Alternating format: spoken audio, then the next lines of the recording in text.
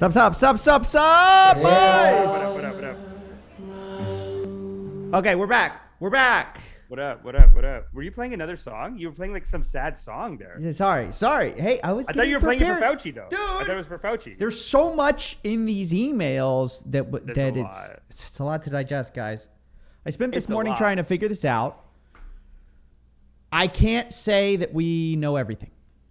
There's a lot. I mean, Amish, they dropped something like 3,000 pages or more. It's pretty incriminating though. Like people have combed through it. You know, you always want to look at it yourself. Guy, they're all talking. Tucker in India, they got it. You can't trust it. You can't trust these people, dude. They got it in India. Everyone's got an agenda. I just saw something from like CNN going, "It's amazing you got out of this squeaky clean, Fauci." Da da da da. No. They put it up today or like last week. No, they just put that up, and then there are people also saying this guy deserves to be in prison. So it's like, oh wait, CNN. Nobody. Sorry, MSNBC. Let's listen. Let's listen, dude. Yeah. This is why I don't trust anybody, because everyone says different things. They all have agendas. No, these guys are full of shit though. Listen to this. Your emails that were released, and I just want to read one of them. There were a lot of inquiries about your public profile. I mean, this very conversation was much harder to have under the ex-president. And this was your response to one about whether or not you'd have a press conference. You wrote, "Yikes, that would make 4 days in a row without a press conference for me, Saturday, Sunday, Monday, and tomorrow." I wonder if you feel like you're still making up some of that lost ground from many months under It's just a nothing email. Basically, she's saying, oh, this guy's perfect. And then other people are saying Fauci deserves prison. Wait. This email. She dug up an email that was like, "Mr. Fauci, you work so hard that you wanted to go each and every day you want to do a conference." And then you say, "Oh my goodness, I want to do a conference for 4 days and you work so hard." And that's clearly what this email You're the hallmark of a good person. Look at this. And just on this point of your public profile, I read through your emails that were released, and No, you didn't. Why? There's 3,000 pages. You're lying. These people are lying, dude. No, but why is she smiling? There's She's no way. There's literally she's saying it like she loves him. So maybe we should give people some backstory, right? No, can we hear it? Can we hear what she's about to say though? Because she's Sure. telling him, "I read your profile and all your stories, sir." Yeah. She's like flirting with him. Yeah. I just want to read one of them. There were a lot of inquiries about your public profile. I mean, this very conversation was much harder to have around the vaccine. There are people out there who, for one reason or other, resent me for what I did in the last administration, which was not anything that was anti-Trump at all. It was just trying to get the right information to try and get the. Okay, so It's a setup. Yeah, no. let me give some. She's giving him a softball, and he's kind of like lobbing it back. Let's give And some. just a random Let's shot give that some Trump backstory. Let's give some backstory. Yeah. Yeah. Let's give some explain to people what's going on. Let's put some keys on. What's up, boys? How you doing? We just jumped right into it, but I'm glad to see you here. We're ripped and dipped. I'm happy to see you. So many people in the waiting room, dude. 55. Like we're talking 55,000. 125,000 right now. 125,000 125,000. waiting Oh, with bated breath to know what Fauci did. Is he innocent? Is he guilty? Today we find out. We haven't read through all the emails, but we've done our best. I've done my best to collect what is the most incriminating. And I also think people are overreacting to some of the emails. So to give you some context, Anthony Fauci, if you don't know who he is, he was the chief, medical guy we all look to during coronavirus to tell us all how to be safe. He's the guy who told us to not wear these and then to wear these and then to not wear these and then definitely wear these. Then, 6 foot distance. He's the guy we all look to be safe. Can I visit my dying grandmother in the hospital? I got to call Fauci first. You know what I mean? Like, Right. I can't visit my girl. Okay, sorry, Fauci. I don't want to hurt your feelings. I won't. Okay. So he was the guy. FOIA is something called Freedom of Information Act request. See, in America, we're free. I know that's foreign to Canadians. But, so anyway, so we can get whatever documents we want from government officials. So people have been asking for this forever. Give me Fauci's emails, and we got them. I think these are through April. Okay. So we have Fauci's emails through April. If you guys don't remember, February to April was a wild time. And we're going to take that into context when we discuss what all of this means together. Okay? Right. All right. So, Fauci Number one, as I said, it's a polarizing reaction. Republicans are saying prison. Democrats are saying he basically deserves a Medal of Freedom. No, Democrats are not. That's MSNBC. But you're saying Democrats in general? Because MSNBC is like... Yeah, I just saw Dude, some blue check. Say... Here's another blue check. I'm waiting to be bowled over with something shocking from the Fauci email dump. What's the big revelation here exactly? That Dr. Fauci is squeaky clean as a public servant's come, and that in the last 18 months, he performed a difficult job with diligence and grace. Oh my God. Okay, dude, that ... Okay, ... Okay, Lucy Caldwell. He basically funded the fucking virus. No, I don't know that. Let's read through the emails. Okay, so let's talk about the emails. So in this document leak, guys, you just have email after email. Ton of it's redacted. So I will do my best to kind of condense down some of the big takeaways that came out of this, okay? So one of the big ones was this, or people say it was a big thing. And tell you what I think. This is from Anthony Fauci saying that February 5th, masks are for infected people to prevent them from spreading infection to people who are not infected rather than protecting uninfected people from acquiring infections. The typical mask you'd buy in the drugstore is not really effective in keeping out the virus, which is small, however, it might provide a small benefit, yada, yada, yada. So people were sharing this around like, we got him. See, he's saying... that is a big deal to a Republican, not a big deal to a Democrat. Because a Democrat sees this and says, well, he's doing his job. They almost believe in the Plato's lie, where it's like, it's a noble lie. Like, he doesn't know yet. It's a difficult situation. So he's just saying, put on the mask. I don't know. But then behind the scenes, he's saying he doesn't have any... Here's the thing. Yeah. From day one, they have said that, no, the reason you put on masks is to help other people not get sick, not to protect you from getting sick. Everyone's known that it just prevents air droplets from getting out of your mouth. Now, I know it sounds like I'm defending him here. It's because we got to call balls and strikes, Amish. People were saying this is a slam dunk against Fauci. I see this as he's been saying this since day one, and they still say this. Fair. So, fair's fair. That's not that, I would say, incriminating. If you're mad, you're brainwashed a little. Watch yourself. You're the problem. So we're going to get to the crazier ones. I want to get one other in here. This is from, and see, this is one of these blue checks this guy's a Republican, okay? Matt Walsh. Okay. So, he's a Republican. Okay.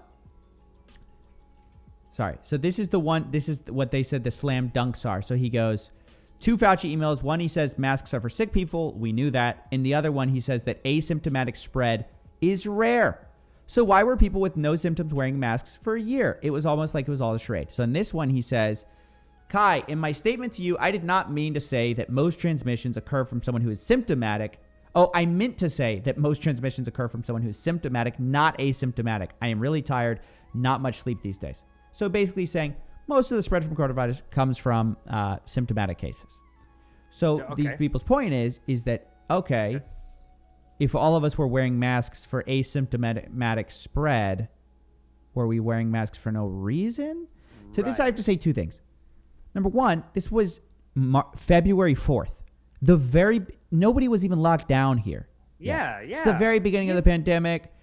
Give it a second. He hasn't slept in 5 days or whatever. No. But also, like, people have the opinions have changed on whether it's asymptomatic spread driving the disease or symptomatic spread. So, okay. I know I just defended him. Now let's get to the hard stuff. Because to me, again, I'm not seeing the slam dunk here. I think that we can all agree that science evolves. Okay. It does evolve, and this is a tough situation, and he has to just move. He just has to just tell people stuff. Everyone's looking at him. Okay. And Trump a little bit too. Orange man bad. What about Trump? He just makes it difficult to. He's messing with the guy the whole time. He's messing with him. He's weird. He was just a weird guy to work for. Everyone said that. He was tough, man. Here's some of the crazy stuff. Yeah. Okay. So this email, and I've been trying to find, if someone can find the date of this email, I'd love to know it. Supposedly, this is from Fauci, saying that he's talking to somebody about having a Valesco in our emergency kits is a much better option than having someone avoidably dying because of an overburdened healthcare facility. The other drug I have and told my friends and family to get some is hydroxychloroquine. No! How? I gotta find the raw email because I hate reading stuff How is this I gotta one read of this. his I gotta read emails? this. I gotta read this. Hold on. This is what I mean about he's with Trump, right? Hold on. Who sent this? Did Trump tell him? He said, "Hey, Fauci, send a goddamn email. Say something about the hydroxychloroquine."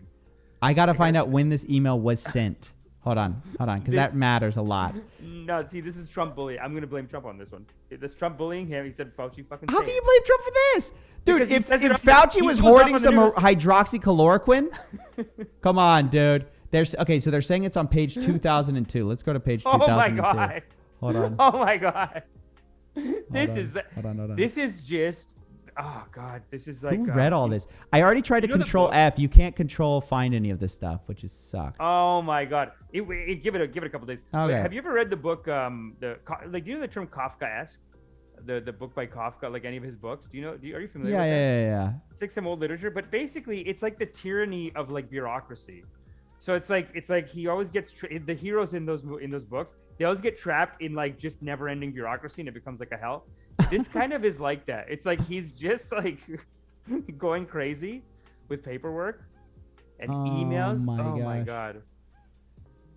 Not to defend him. Here it is. Okay. Here it is in the email. So this is definitely true. He had friends and family to get something called hydroxychloroquine. Also seems to be effective and safe. But again, when was this? Let's see when this email was sent. That's super important. Wait, page 2000 of 8,000? Probably around July. I'm guessing July, just for the page count.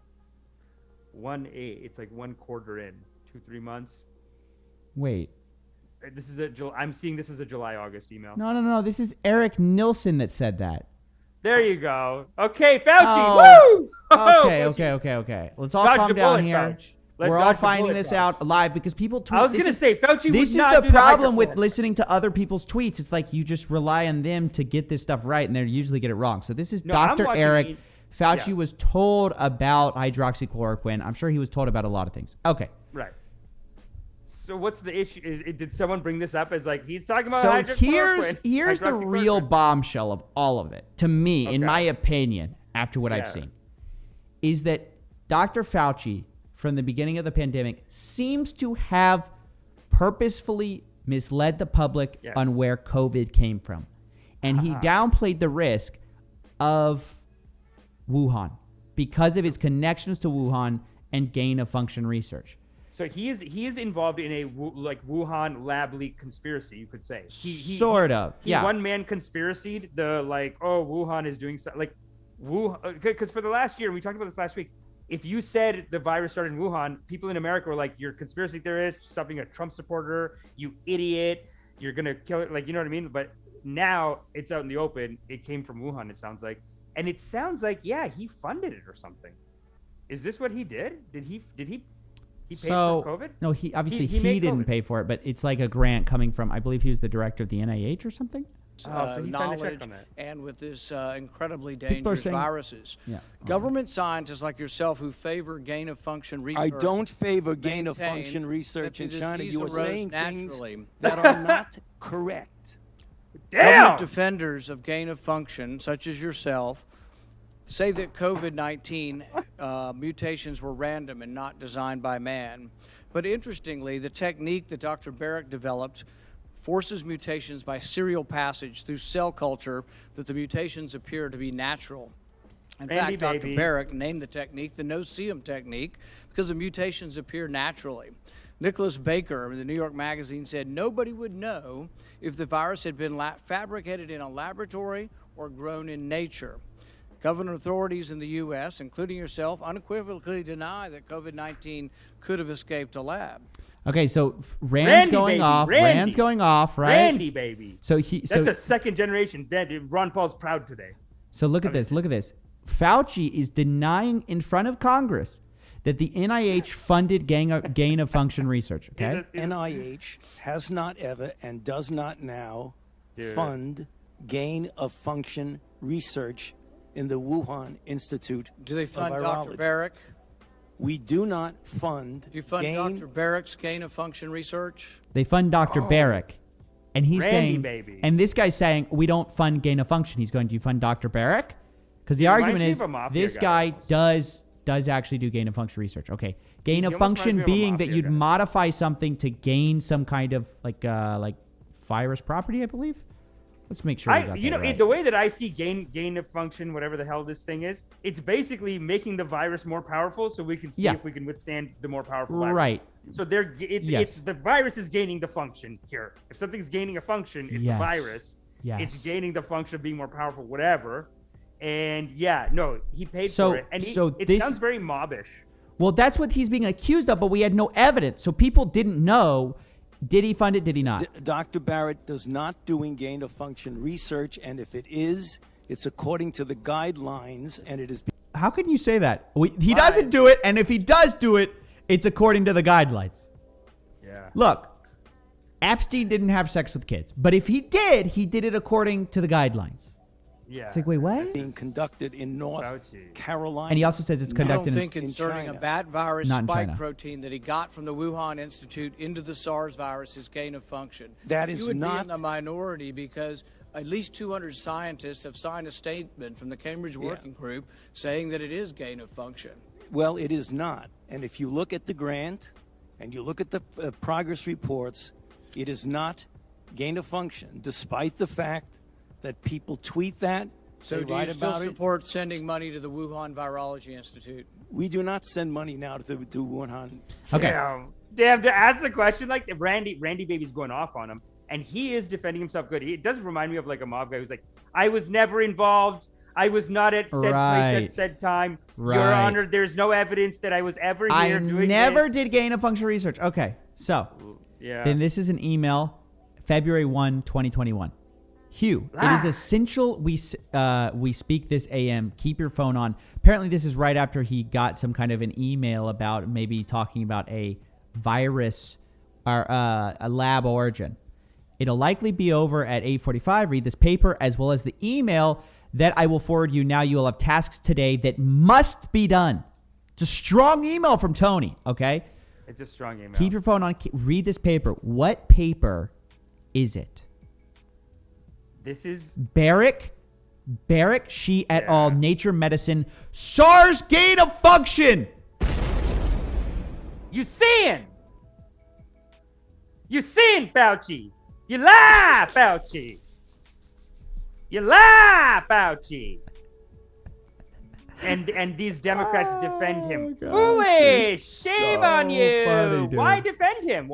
So funny. So dumb that they're bringing up the unrelated shit. They're like, it says here that you work 7 days a week, but then you said in this email that you work 9 days a week. Yeah, I know. No, and they don't bring up this. Like, okay, so here's the thing. What's interesting about this right here, again, he told the guy to read an email called SARS gain of function. And then later in a press conference, he goes, Barrick's research is not gain of function. What are you talking about? You're totally wrong, Rand. You're one of those crazy crackpots. Yeah. It's not true. According to his own email during the start of the pandemic. Yeah. During the start of the pandemic. That's so important to know because you can't. One of their arguments, I believe, is that it was later determined not to be gain of function. Okay, so this is Ralph Barrick's statement to the fact checker. I don't know who the fact checker is, but that's the title of this. Earlier this week, you asked for comment and some fact-checking work on the work of Ralph Barrick, okay? And this is a statement by Ralph Barrick. Nature Medicine manuscript published in collaboration with Dr. Shi describes a chimeric virus built in the mouse. What does it say? It's not gain of function, basically. He says it's not gain of function. Oh, yeah. Right here. So it was by the UNC in Biosafety Council for potential gain of function, and we're not deemed to be gain of function. Okay, that's what he says. So maybe Fauci's saying, hey, you don't know, it's technically not gain of function. No, but here's the thing. Here's the thing. February 1st, 2020, pandemic started. Fauci knew it was gain of function. Now, there might be a loophole that he's like, later, we determined it wasn't gain of function. But he's the main guy at the NIH. You don't think the main guy at the NIH could not say, look, it was even reviewed by the NIH. Yeah, so Dr. Fauci can go, I do not deem this to be gain of function. And then retroactively go, it's not gain of function. But in February 1st of 2020, he was calling the guy's research gain of function. Later, because it looks bad, all of a sudden the NIH and the UNC Institutional Biosafety Committee said it's not gain of function. Yeah. At the time, he's caught saying it's gain of function research. And that's important because, once again, it implicates Wuhan and us and the US and the NIH. And that's bad for Dr. Fauci. Dr. Fauci wants to have a perfectly manicured image, and this is not helping that. No, but I think he fucked up, dude. I think Fauci, like, this is my theory now. Fauci and all these guys were like this. They didn't think it would be this bad. They thought it'll be a little outbreak, it'll be gone. Because there was a guy on the PBS documentary, there was a guy texting his counterpart in Wuhan, and he was telling his counterpart in Wuhan, this American guy, he was on the American side or whatever, but he's texting the guy and he's like, hey, tell me before New Year's Eve, or like, tell me now if this COVID thing's going to be a big issue, because then we can avoid a big spread during New Year's. And the guy on the Chinese side just never texted him back. This was in the PBS documentary. I know. And it's like, you know what I think happened? I think they just didn't think it would be this bad, and they screwed up. And now, even with China, all this lab leak stuff, even with inside of China, when they're trying to hide, I don't doubt Everyone's it, trying to cover their ass. Everyone's trying to cover it. Everyone looks bad. Dude, Fauci could kill himself for this. Not to say that I wish that or anything, but like, this is the kind of a major screw up that, like, you imagine you screwed up. It's this major thing, and then you're just Fauci, and you're like, what do I just tell them? Or maybe I do I just kind of bend the truth? Do I bend the truth? Yeah. Say it's on the gray area. We're just going to call it not gain of function. I'll tell it when everyone is not gain of function. But to me, it's hard to then be like our main doctor guy if you're seriously implicated in the origin of the virus that you're supposed to be protecting us from. I'm not saying he's not qualified. I'm not saying he's not competent. I'm saying if you had to lie about this, something so core to the whole thing, you lose the trust of a lot of the people, your constituents. And when public health loses trust, it loses effectiveness.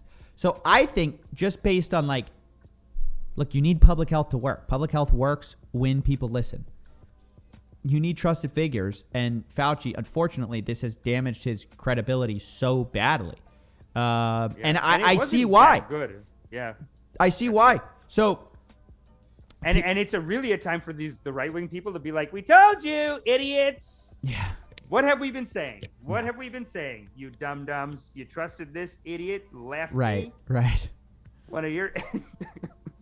Yeah, no. And even the way she brings it up on MSNBC, she's like, the way that she even adds in you had a Trump presidency to deal with. And it's like, stop. Don't add in your fucking here's the thing. Like that. Yeah. What's so frustrating, though, is like people were actually banned for posting conspiracy theories at the time about this.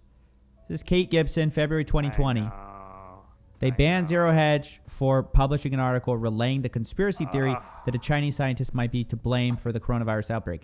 Now, fast forward 2021, we think it could have come from Wuhan, right? So that's the frustrating thing about it is the fact checkers now have been implicated. Peter Daszak, who was supposed to be one of the fact checkers, I believe. Here, let me just make sure that's true. He has been caught in, this is another email that leaked. This is another one of the damning ones. He has been caught talking to old Fauchster, telling him thank you, personal thank you on behalf of our collaborators, okay, for publicly stating that the scientific evidence for supports a natural origin for COVID-19. This guy, Peter Daszak, is linked to the Wuhan lab. Wow. A guy linked to the Wuhan lab. Look, move your head a little bit. Wow, he goes, as the PI, principal investigator, of the R01 grant publicly targeted by Fox News, he says, I want to thank you. Basically, he's saying, oh, thanks, Fauci, for backing us up at Wuhan. Thanks for doing the science right, and then the science revealed what we wanted. Oh, you didn't do the science, man. It's just corruption at the highest level, dude. This is a moral corruption. It's that is like such a left-wing corruption, isn't it? Because I feel like with right-wing, it would be like someone just stole some money. It's like straightforward. They're always doing some other tricky shit, dude. This is definitely a corruption. When someone says, hey, thanks for doing the science, and then like the science revealed what I wanted. How do you, don't say thanks for that. Say thanks for doing the research. Just reword it. Well, this is early on when the narrative started to change and you started to become a racist if you said that coronavirus originated in Wuhan. Oh, so this guy's saying, thank you for helping us fight back against Donald Trump's racism. Is this what this is or something? Yeah, he goes at the presidential press briefing, personal thank you. I was publicly targeted. He's saying, that's exactly what he's saying. He's saying so in his eyes, his morality is righteous. Foolish. They're too foolish. Isn't this crazy? Yeah. And they don't even think they did anything wrong. Like they think like, well, we did everything we could and we had to, or something. Like it's nonsense. The Fauci files just keep getting juicier. So those are the big things that I know about. If anyone in chat wants to tell me what's going on, I'm going to read some quick super chats and we're going to get back to it. You can tweet me on Twitter if you have screenshot the juiciest email you know about. Send it to me on Twitter. DMs are open. Wes Frey, 999. Dude, as a scientist, he was a scientist caught in a political game. He did the best he could. Every scientist knew these facts from the beginning. It's the basics of preventing contamination of cultures. Yeah, I mean, if you're saying I think he just screwed up. He was doing the best he could. Look, if you give Fauci the benefit of the doubt, he did the best he could, but then the cover-up and the lie, where you lied to Congress, you can't defend that. There's no defending lying to Congress when we're doing a fact-finding mission of finding out what's going on. You can't lie to Congress. And you pretty clearly lied or omitted or covered your ass, and you can't do that. So I agree with you. He's just a scientist and a good one. He's a good scientist. Dude, Fauci's a killer scientist. But should he be the lead public health guy? I don't know. No. I would probably say maybe take a step back for the country, so that we can reset on somebody we don't know too much about. We know too much about this man now. Yeah, it's hard to trust him. Let's find someone we haven't leaked their emails yet so we can pretend like they don't have any skeletons. This is a lot of skeletons, and it does seem like he screwed up, and now he is like I actually think he's a better scientist now, because before he seemed bumbling. Now he seems like someone who made one mistake, and he hasn't really been working on COVID this last year. He's been working on a cover-up. Like he's working on, and he's engineered it pretty well. Because I don't know how he did this, but not like this is how I guess competent he is. It's almost like he created did he create the conspiracy theory? Like who did this for him? Does MSNBC and CNN, do they get together and say, hey, let's start saying that if you say that here's the crazy thing. Virus came from Wuhan, yeah. All these guys, all the people in the mainstream media, a lot of them had Fauci's email address, and they would talk to him regularly to get unbiased facts. So, for example, Donald McNeil of the New York Times, who recently got fired for something unrelated, but he was one of the lead science journalists covering the coronavirus. Guess who he got a lot of his facts from on the coronavirus? From Fauci himself. And he thought he was an unbiased source. So when it comes out that he wasn't an unbiased source, possibly, what you realize is that even intentionally or not, all these journalists, science journalists, are relying on this guy to get the most up-to-date fact-based information to report. Right. Yeah. Fauci can kind of go, I don't really like this theory. I don't know about I saw this guy on Rising. They were talking about this guy who basically said, I didn't think it was good science either, but I just trusted Fauci at the time. I should have questioned it. Correct. That was Donald McNeil. And so Donald McNeil, the same guy who is in these emails talking to Anthony Fauci, recently wrote a piece called How I Stopped Worrying and Learned to Love the Lab Leak Theory. That's it. Yeah. So that was... Great title. And so similar to the movie. Have you seen the movie? So this is Donald McNeil, guys. I just want to show you that we always try to back it up with sources. This is Donald McNeil, How I Learned to Stop Worrying and Love the Lab Leak Theory. He talks about, all this stuff. Yo, whatever he did, respect as a journalist. That's good writing, man. To title it that, that's so tight. Do you know the movie Dr. Strangelove? It's there's a movie from the 70s called Dr. Strangelove, or How I Learned to Stop Worrying and Love the Bomb. That and that it is a similar situation where he's just he's basically saying I'm behind the scenes with all these idiots, like the movie, and nobody knows what the hell's going on. And then I kind of just got caught up in a noble lie where we all just decided, let's just say this to people because that'll be better for them or something like that. I don't think he got it totally. So he's basically saying I just trusted the guy. Let's look at this. He was offended. So this guy, what's interesting is he was going to write an article called "New Coronavirus is Clearly Not Lab Leak, Scientists Say." But this is the interesting thing. The chief one, but he didn't write it, and this was early on in the COVID thing. They were sharply divided. My colleagues who covered national security were being assured by their Trump administration sources, albeit anonymously and with no hard evidence, that it was a lab leak and the Chinese were covering it up. We science reporters were hearing from virologists and zoologists on the record with great detail that the odds were overwhelming that it was not a lab leak and that it was animal spillover. So this is what he says. See, but look how he just throws Trump in there. They always just throw Trump in there as like, well, he was there and making it difficult, so we have No. He's saying that the national security sources are all telling him, no, we kind of know it's China. We know it's China. Yeah. But on the science side, everyone's saying, oh, no, it's like from a bat or whatever. So then he talks about how he was offended by everyone's attacks on Dr. Fauci and Peter Daszak. Again, Peter Daszak also has ties to Wuhan. He says, look at this. This is how you get biased. I know they're both dedicated to saving lives, and they have always told me the truth or what they honestly believe to be the truth at the time because evidence sometimes changes. Da-da-da. They're now both getting death threats, and that's repulsive. That is repulsive, but the point is that he thought they were truthful. He trusted them. Now it's coming out they have all these massive biases. Yeah, no, they fucked up, dude. And it's just a straight up moral corruption. Like, there's no money. He didn't make any money off this. It's nothing like that. He screwed up, and then he tried to cover up his screw up, which is what really everyone does.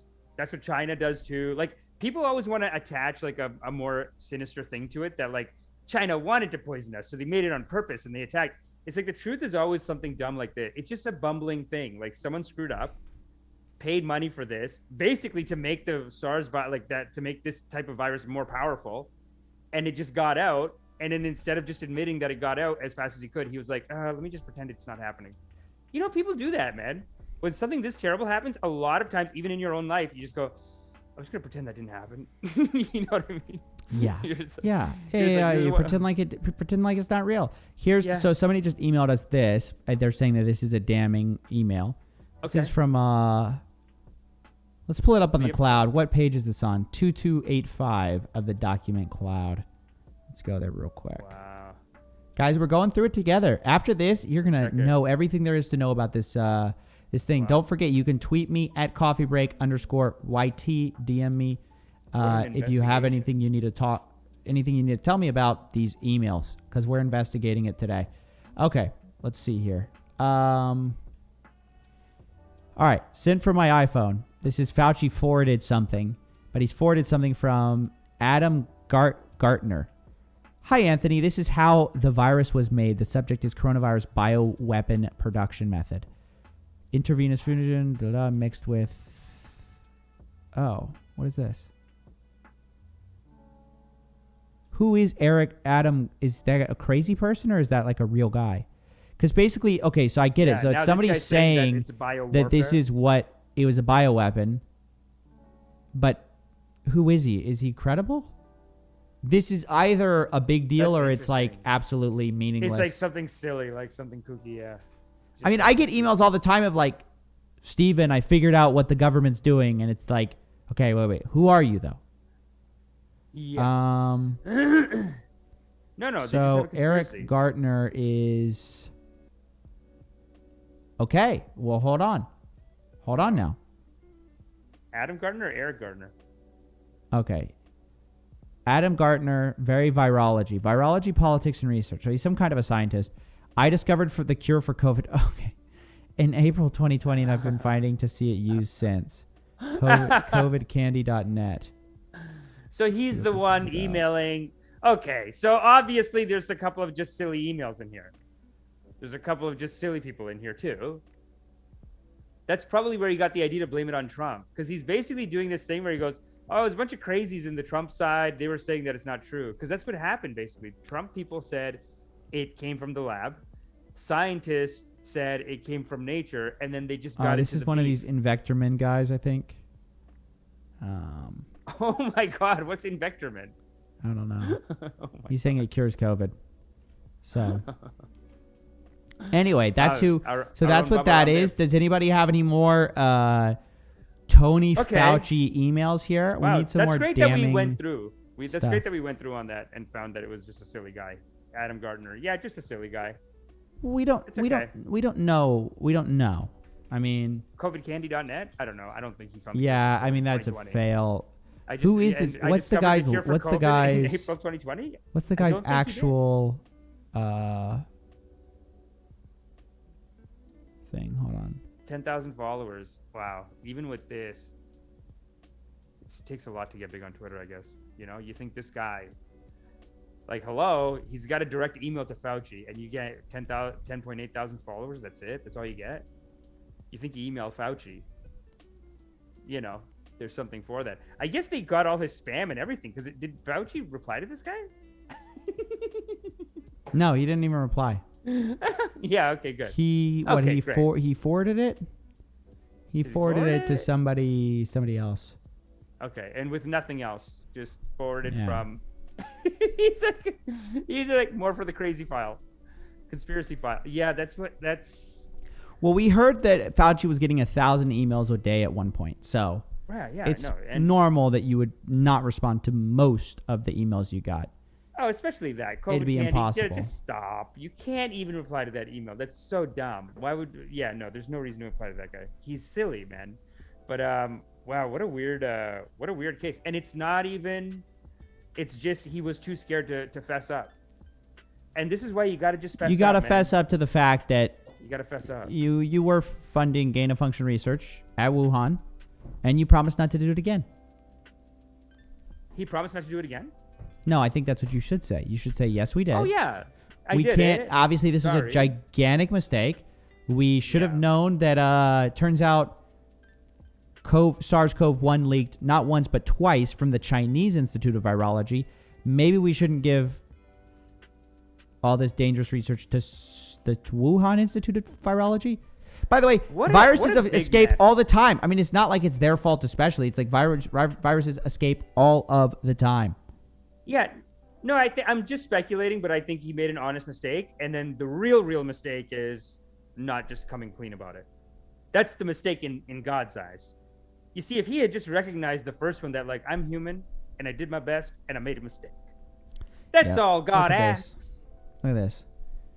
Here's a researcher bragging at Ralph Barrick's lab last fall, bragging about developing a highly pathogenic lethal mode of infection for SARS-CoV-2 through serial passaging in mice. It's gain of function all day, every day over at the Barrick lab. This person's saying that this is obviously gain of function research. But who is this person? Who's this person tweeting it? Oh, it's just some random. I don't know. Gimsby. Okay.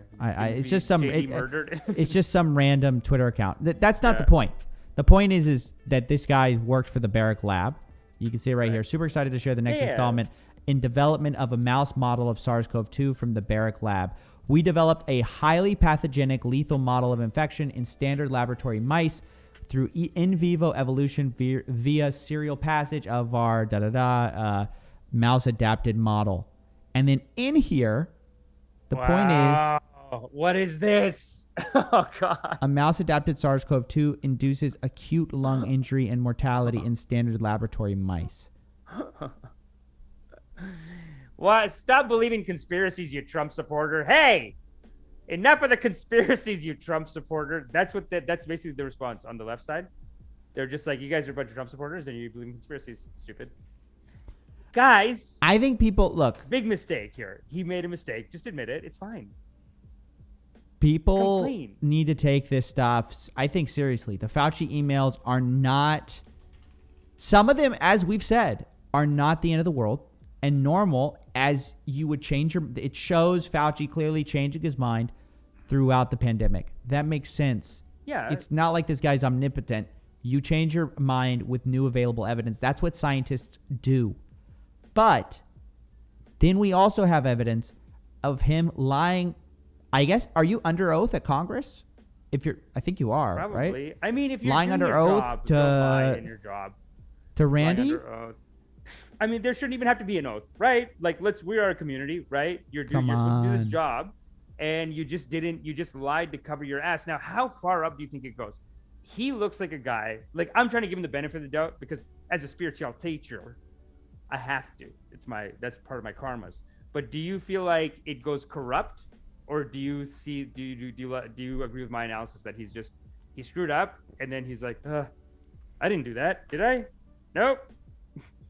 I never did that. Gain of function, didn't do that. Like it's like he snapped in his brain and now he's just denying it. But I'm saying, do you think there's another layer of evil above him? I'm not seeing him making any money off this. I'm seeing this as a screw up. No, I'm protecting my public image. For people like this, their public image is very important. Yeah, but it's like Bill Gates. Bill Gates wants the Nobel Prize. Does it make him more money? No. But it's like for him, the esteem, the power, the prestige. Yeah, it just makes him look bad or Look, whatever. Nobody wants to be the cause or even tangentially related to the cause. That's why Peter Daszak was saying thank you. Look, and by the way, I'm sure Peter Daszak's a great scientist. It sounds like Dr. Barrick's a great scientist. Dr. Anthony Fauci, great scientist. Yeah. The problem is you still can be implicated in COVID.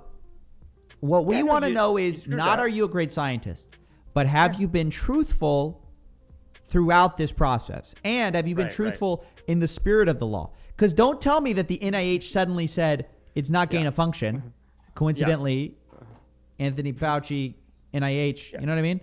Yeah, you could actually argue that they're exceptionally good scientists because they made COVID. I mean, it's powerful. The job was to do gain of function. So they did gain of function so good that it got out of the lab and it infected the whole world. So they could turn around and say, guys, we're doing our job. Sorry that we're so good at it. We're so good. So here's another they said crazy make a thing. banger. Hey, they said make a banger virus. Check this out, Amish. Yeah. At the press conference, White House press conference, Fauci emails weren't even mentioned once. What's going on? You think there's a moratorium? They said, look, if you ask us about Fauci's emails, maybe you don't come back. Dude, this lady's cutthroat, dude. She doesn't fuck around. You think she's any softer than Trump? But she rips like no, Trump. But the thing is that it's not that she's softer or harder than Kellyanne, or who is the former White House press sec for, I mean, there was a bunch of them.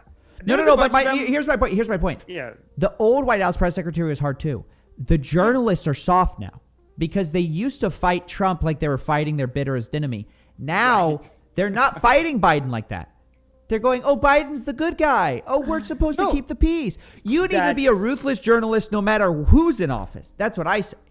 Yeah. So that's why I think there's no bigger conspiracy here. I think it is very much like because Fauci was against, like he didn't like Trump and he kind of played that a little bit, that all the left-wing people, they just got on board with him. But, he's like, oh, you're there doesn't have to be a bigger conspiracy for it to be a massive problem. I mean, what do you do with Fauci now? Oh, he has to say that, like, I screwed up at my job and I'm sorry and I'm going to go now. That's probably the right thing to do. But also he could say, like, I'm going to go now. He should say, I'm going to go now. Find his own replacement. You have to take full responsibility. Find your replacement. Find someone tight that's not implicated with this. And then say, if you need to call me, I'm here for the cause. I just don't understand how you can hold a White House press secretary meeting when this is all anyone can talk about and not talk about the Fauci emails. What are these Biden press secretary corps, what are they telling these journalists? Dude, this is... You better watch your mouth. Watch your mouth. Otherwise, you're not going to get the special briefings. You don't get the special. So mommy's going to say, no. Stop feeding you those sweet leaks, dude. Yeah, it's so true because she is like, they're nice to her and she still cuts them down. This is the problem. No. Right. This is what really happened. Like, she still rips them. Right. And they're being nice to her. So she's even saying, don't go an extra step, you little bitch. Or maybe you don't get to come back tomorrow. So watch your mouth. She's doing it to them all the time too. So they're getting spanked from her and they can't talk back. And that's it. They're just like, here's the thing though. On board with Fauci. Let's be clear. Yeah. People are saying, this is my problem, is that the right thing goes, and I do think that obviously Fauci messing up is the big deal, but there are a bunch of tweets going around that say COVID was not natural. Fauci knew that COVID wasn't natural. He knew there's no such thing as asymptomatic spread. He knew masks. We've gone through the emails. This is not what he knew. This is a guy that's taken it then to the next level and is as stupid as the people who saying that Fauci did nothing wrong. Obviously, Fauci covered up the Wuhan possibility. It's not obvious that he knew that. There is such a thing as asymptomatic spread, and masks do work. We've already talked about that. Like that's a misunderstanding. That's all stuff that you can forgive. To me, the only thing here is the lab leak. The lab leak is the sin. Everything else can be forgiven, and even the lab leak can be forgiven, but you must come to God. That's the only way. You can't pretend you didn't do it.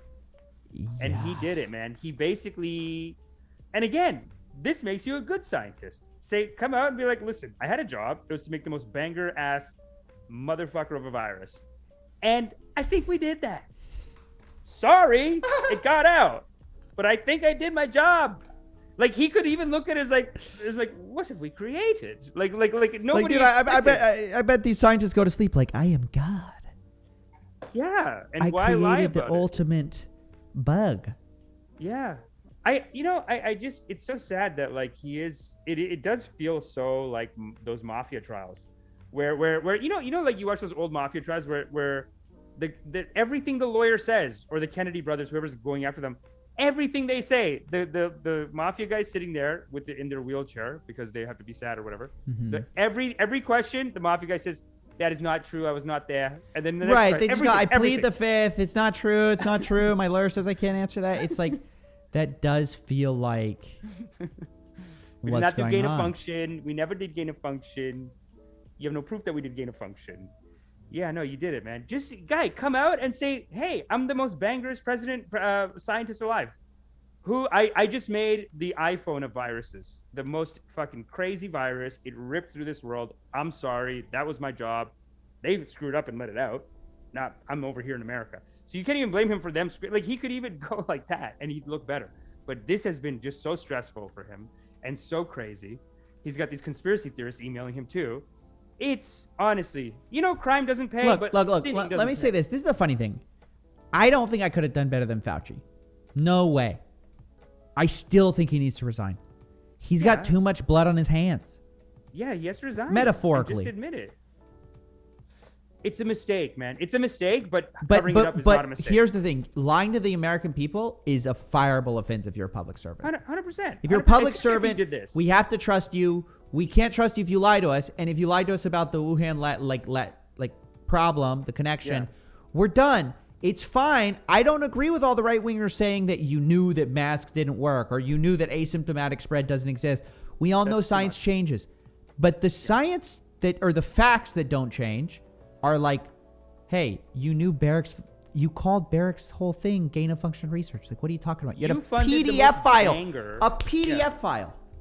Not even gain of function. And then you go, it wasn't gain of function. The most banger virus of all time. Take credit for it and walk away and say, this is my work. This is my, I'm sorry.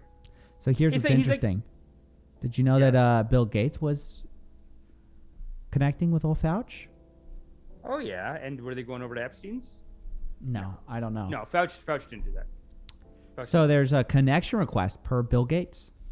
Of course. Apparently, they said, Tony, I received a note from Trevor and Bill as they connected with you yesterday, and they asked me to reach out. I've taken the role of coordinating the foundation's contributions to the COVID global vaccine effort, in particular for those approaches that are or will be soon in early development. There's an obvious need for coordination among the various primary funders, or the focus we need to have, given the state of the pandemic, will become lost through uncoordinated activities. He talks about bills, taking on such a role, blah, blah. So then Fauci says, thanks for your note. As I mentioned to Bill yesterday evening, I'm looking forward to moving towards a collaborative and hopefully synergistic approach to COVID-19 on the part of the NIH, blah. We look forward to working with you. Best regards, Tony. BMGF, basically like, we're all going to work together. The Bill and Melinda Gates Foundation now, and the U.S. government. This isn't that big of a deal.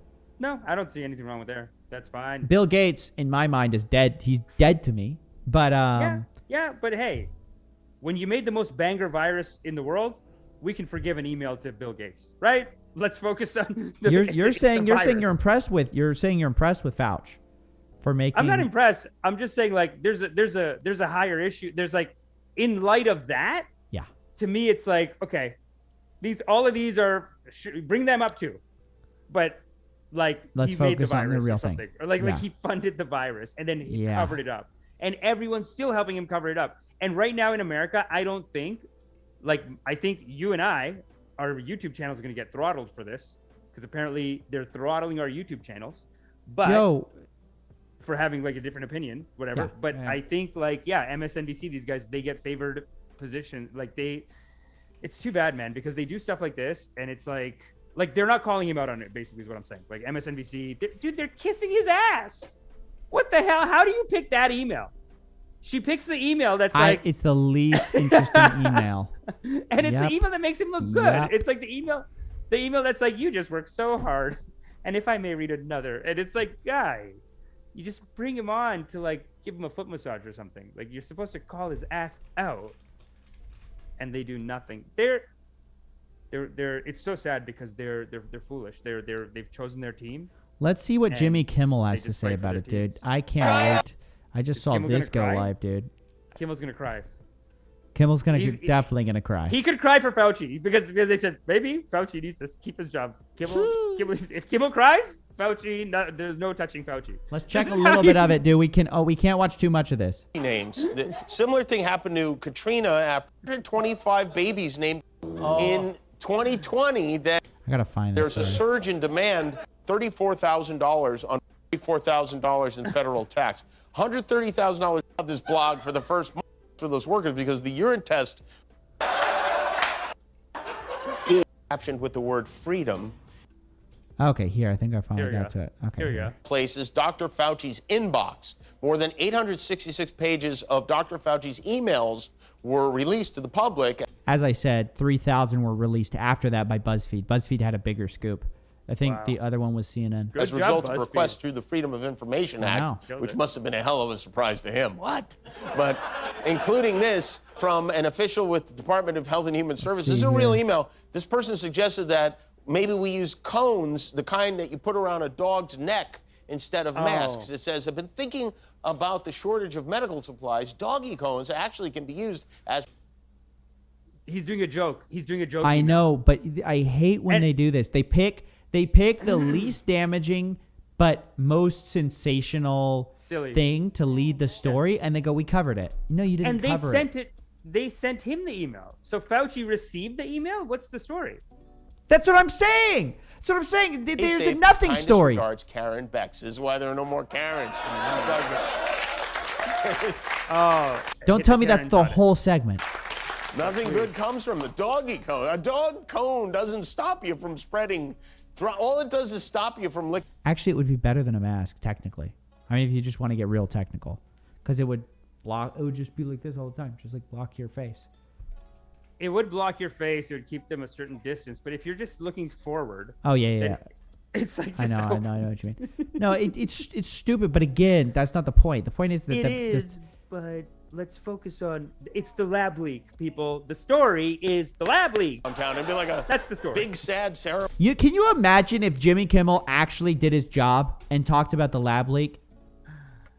I know he's a comedian. He Back should do the news at the because the news ghost of people don't do pandemic. news. Comedians Yeah. do news. Yeah. Pandemic passed as we revisit the headlines from exactly 1 year ago That's in it. tonight's edition. That's all he covered. He never covered That's the lab it? leak. That's Useless. it, dude. I guarantee you, Daily Show did it. Daily Oh, Show but he did it. talks about Trump. Oh, you got to talk about Trump, dude. Yeah, they are Biden's first. in office, but you got to talk about Trump. But you can't talk about the lab leak. Unbelievable, these No lab media leak. people, dude. Yeah. You think Daily Show covered it? Can I you feel like imagine? Daily Show Can you would've done it. imagine if Trevor Noah, Stephen Colbert, any of these talking puppets? You think Trevor Noah didn't cover it, eh? Before we make the No accusation, way, we should dude. see. No way. Because he rips sometimes. He goes hard on shit. Actually, he But you could. think he's- Sometimes he does do good rips, but Sometimes most he of the does do time, good no. rips. Most of the time. And Here's what unsafe I say. I say they look at themselves. They go, I don't want a bunch of tweets from my buddies saying that I'm perpetuating conspiracies. I'm just not going to cover it. So okay, so I sent you a podcast today about Crystal and Sagar leaving the Hill. Wait. And this is Are we part of done? what they were talking about. No, we're not done. But I'm just saying this is part of what they talked about. Is okay. they would get messages from people, like from their boss or whatever, like part of why they wanted to leave or whatever. Is they would get messages saying like, "Hey, you're not allowed to talk about this." So I think and they were talking about how HBO owns like let's say HBO owns Warner Brothers owns HBO and they own Vice. Yeah. So they were even talking about how Vice ain't shit. Vice No, is bought. a lot of people are bought out. Yeah, like look at this. This is why Trevor Noah won't do a good piece on Fauci, because he's got connections to Fauci. He can get an interview with Fauci, And you know what you're never going to get again if you run a story about the Wuhan thing and Anthony Fauci? You're never going to get an interview with Anthony Fauci. That's the problem. The things they control you with are access, golden handcuffs of access. Yeah. So they say, great, you can talk about me as much as you want. You'll just never get this again. So you know why you can trust the drip? Because we ain't got no access. You don't see Fauci coming on the program, and we would love to have him. I know we would, have but him and ask him about his we'd sins. love to sell out, but we can't. We don't have the we clout. will ask him. We will ask him about his sins. We won't sell out. We'll do what's right and do their jobs because they can't do them. They're not brave enough. But we will do the right thing and just be like, Fauci, you fucked up here. Fauci, unbelievable. You did. Look, you dude, made the virus. Take good credit for it. Walk away. Yeah, you did the Say, hottest hey, I made a virus. You did the hottest virus rep. In hottest virus in the game. You can do. You can say, hey, I got paid to do a job. I did it too good. Or he paid someone Sorry. else to do a job, but yeah. He paid someone, but he thought it was part of his job, I guess, whatever. Yeah, no. I guess, yeah, like, and that is a big part of what those guys talk about on that podcast I sent you, where they're just talking about, like, it's all about the access. So the networks, Amish, like, and access to nothing. Because if you have access to the White House, yeah, okay, you have access. Oh, you go get a president with Biden. You go in, they go, don't ask this, don't ask this, don't ask this, don't right. ask this. Access always comes with conditions. It always comes with little caveats. Oh, you can't ask us this. You can't ask us that. So access to Fauci just means access to what Fauci is willing to tell you. I'm going to be honest, Amish. Bill Gates, someone that I thought I'd walk out of this pandemic with respect for. Fauci, same thing. I've watched them both. I'm walking out thinking there is dirt under these men's fingernails. And I'm not saying, anybody's perfect, but the dirt that there is serious. The Epstein connection, the Fauci Wuhan connection. It's bad. It's a bad look. And being caught lying about it doesn't help your case. All right, I think that's basically it. That's a wrap it up. Let's look at some super chats and wrap that up. AO370, $10, dude. Raffling. Memento Mori, 10 Canadian. A year ago, you would be banned from YouTube and Facebook for saying this. Big Tech wants to control the narrative. Good on you guys for talking about it. I wish I talked about it sooner. But you're right that if I had, I just didn't know about it, we would have been banned. Oh, it's disgusting. Good call. Yeah. I didn't know what he meant there. I was like, oh, that's a bit of a conspiracy. Yeah, Zero Hedge got right. banned from Twitter. He's a lot of people right. Yeah, did. they were banning people. They were banning people on Twitter. Yeah, they were saying, like, you're a conspiracy theorist for saying this. Fucking bullshit, dude. Premium Bigoted No Gammon, respect. NZ, $2. More quirky stuff from India, please. Yeah. Hey, you best believe. Yeah, man. Amish is going to bring it. Coordinating for higher. Yeah, we got some stuff, man. We got some great. Man, India's it's so sad, but in a way, it's not disappointing sometimes. Coordinating for higher vibrational learning, Canadian $5. Check out page 2285 of the emails. They clearly state it's a bioweapon. They detail how the virus was created. It's in all caps. And Guy, it's another one of those emails that came to him saying it's to it's a Fauci. bio. He was getting 1,000 emails a day, and you don't know who it is. It's like we looked at who that guy is. Such a conspiracy theorist, that guy. He's that guy was he's a virologist. We don't just dismiss him because we don't agree. But there are a lot of virologists having a lot of theories. I know personally someone who thinks vaccines are unsafe. He's a scientist. It doesn't mean that he's right. A lot of scientists have a lot of different opinions. Ultimately, you have to make your own decision based on the available evidence and scientific consensus, and you need to sort of be scientifically literate. But just because someone says it, sends you an email, doesn't mean they're right. Gavia DJ, $5. Amish is Indian Trump. Is it true? Excuse me. Is it true? Modi is India's Trump. Woohoo! I said it. Lance Anthony, $1.99. Gain of drip research. I like that. That's nice. Drip. Ezekiel Yeah, Mason. I'll do that research. To the congregation. Pump the stock. 60 likes is not enough. We need to get righteousness in here. Yes, Internet yes. detective and Amish with the knowledge, dude. Thank you, man. Appreciate that. Thanks, Habibi. Thank you. Wow. Wes Frey, $5. 100%. I'm a molecular biologist. Listen to this guy. Aki, Look at why they are using a mouse model.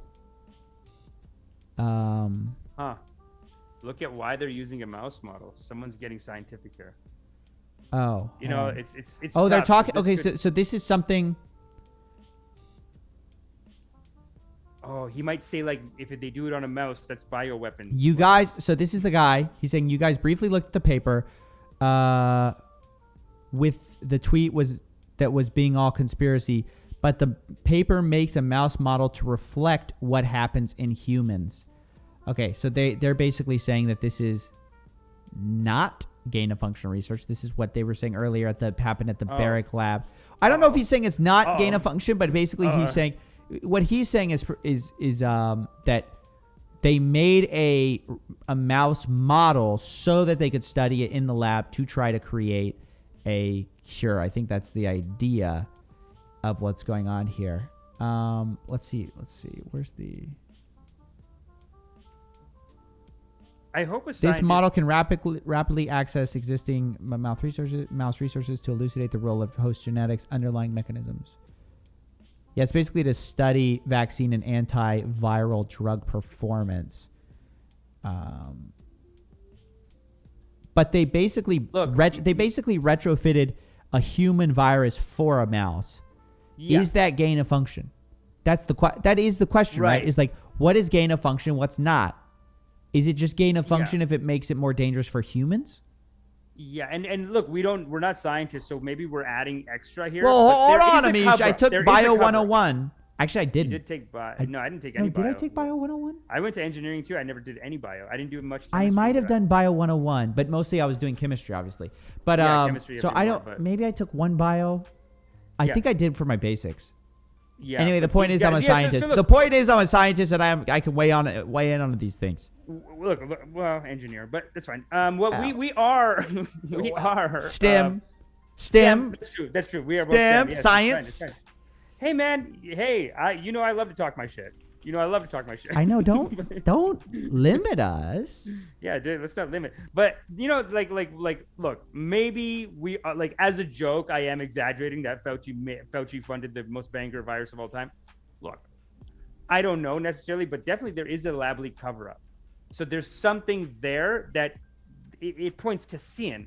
Like there is, and I ignore. I'm not even. I think it's the lie. I think it's the lie. It's the lie. You go, look, you could say, look, we were trying to develop SARS to a stronger virus to simulate a pandemic to solve it before it happens. Oopsie daisy, it got out and created the pandemic that we were trying to solve. Right. But our intentions were good. But the lie is what I cannot abide, Amish. Oh, you know what we haven't discussed yet, though? What about? Yeah, go ahead. Gain of function research. It alters an organism or disease in a way that increases pathogenesis, transmissibility, or host range, the types of hosts that a microorganism can infect. So sounds like this is gain of function because you turn a human virus into a mice virus. That's gain of function. Whether or not you want to say it's for good reasons, fine. But that's gain of function. Out of the Barrick lab. No? Am I wrong? And to be clear, this is at legit. North Carolina. So, well, remember the other guy said potential gain of function because now they're going to go on the potential. Okay, it's potential gain of function. No, this is all wordplay because gain of function is now like the bad word of the day. But this is this fits the definition we just looked at. But is it the guy who linked this is a biologist? So he seems pretty credible. Yeah, maybe he knows something that we don't know on that. He but definitely knows a lot that we don't know, for there's sure. There's definitely still a lie. There's a cover-up here. No? What do you think, Mr. Scientist? 100% there's a cover-up, dude. Scientist in me says there's a 100% a cover-up going on. For sure. But the person who sent us this, is that Shreyash Achar? No, this guy's point is he just wants us to be exact. Like a good scientist, he says, right. Look, okay. Fair. You guys said it was this like insidious thing. It's being done so that we could study COVID. Fair enough. But also fair enough that this is gain of function research, according to the Wikipedia definition. And everyone knows Wikipedia cannot be wrong.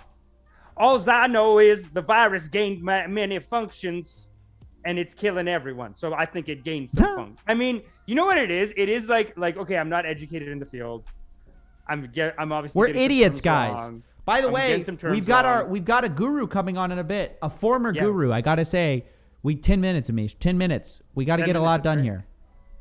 Do we? Why don't we could just wait for him too. $10 goes to Zavadan. $10. Why are you so negative, huh? Stay positive. Who? Oh, okay. This guy saw my video today. Shreyas Achar. You guys are awesome. Just paying my karmas $9.99. Thank you, my friend. The Sun quoted U.S. State Department docs that showed that PLA commanders discussing possibly weaponizing COVID years ago. Let's not make assumptions it was accidental. Let's not make assumptions it was accidental? Well, I think you're kind of hurting yourself. You're shooting yourself in the foot if you do this. Yeah. You're assuming more than us. I think the more efficient thing is to assume that things are accidental. Why assume blame more than you have to? Like I am trying to keep this minimal. Like, look, I might not have the science. Yeah, minimum malice. You assume minimum malice. Right? Because then it's going to affect your brain. You have to assume people are stupid before you assume they're bad. You have to. 100%. This is what we say with these gurus. We say, no, they are not evil. They may be misled or dumb or just not understand. They've been kind of fooled themselves.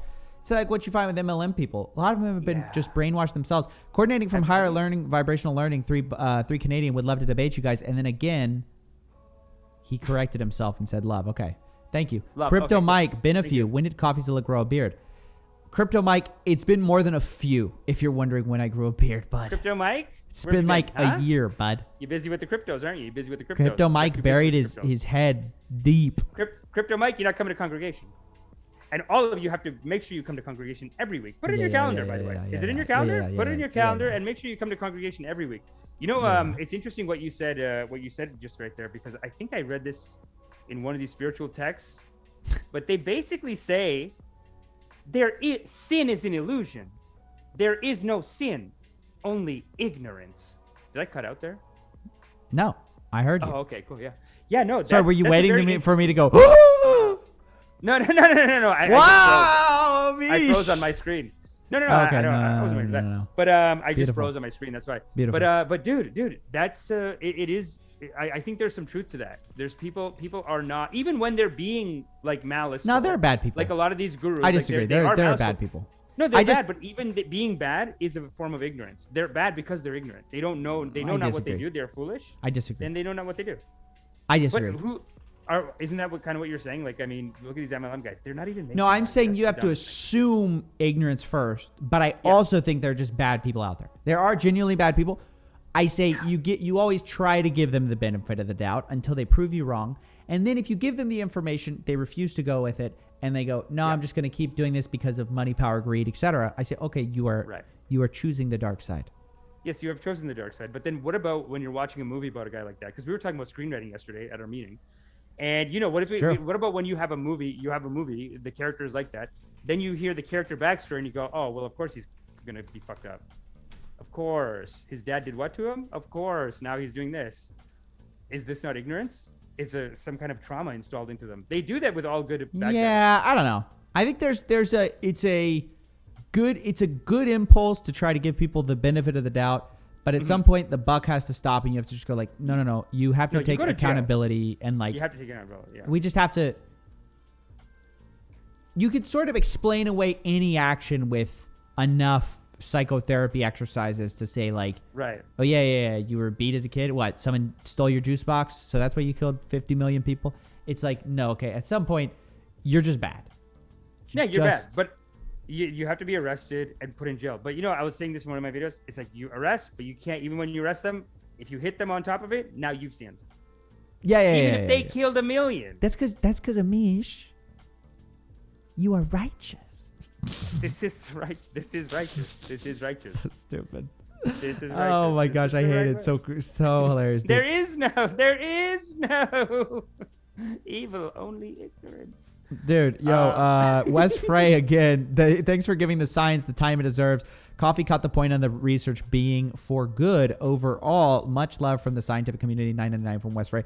For sure. Yes. And you know what? Yes. This is the whole thing that's so frustrating is like, I believe that most of these scientists, and people, I'm going to get in trouble for this, at the Wuhan Institute, I believe a lot of them thought they were doing good work, and they maybe were doing good work.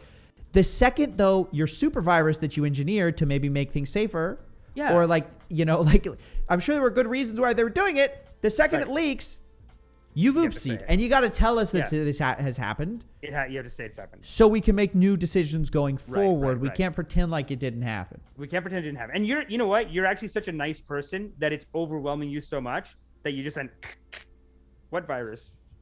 What gain of function? It's a potential gain of function. Like you can't even think straight. That's because they never. It is not malice, man. It is them just being like, no, I didn't. No, I didn't, man. Come on, I just don't want to think about it. You know what I mean? It's like I know people that are $10,000 in debt and they won't look at their credit card bill because they're like, oh God, I can't look at it. I'm like, guy, I have to. This is the same disagreement we just had about the like. Right. Is it? But you is think it that people are ignorance? not malice? I think no. I don't think it's malice, but I don't think it's this like I'm blocking out the fact that I participated in the Wuhan thing. I'm saying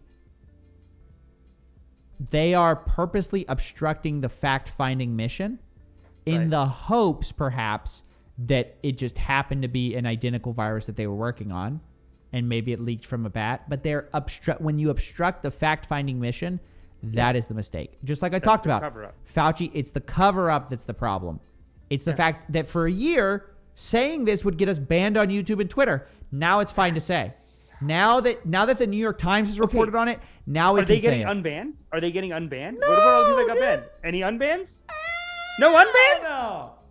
Where's the freedom? And you say that America has freedom. Where is the freedom here? Dude, I know. Well, America has freedom, but in California, it comes with terms of service. So you're saying all the cancels freedom comes with the terms of service, Amish.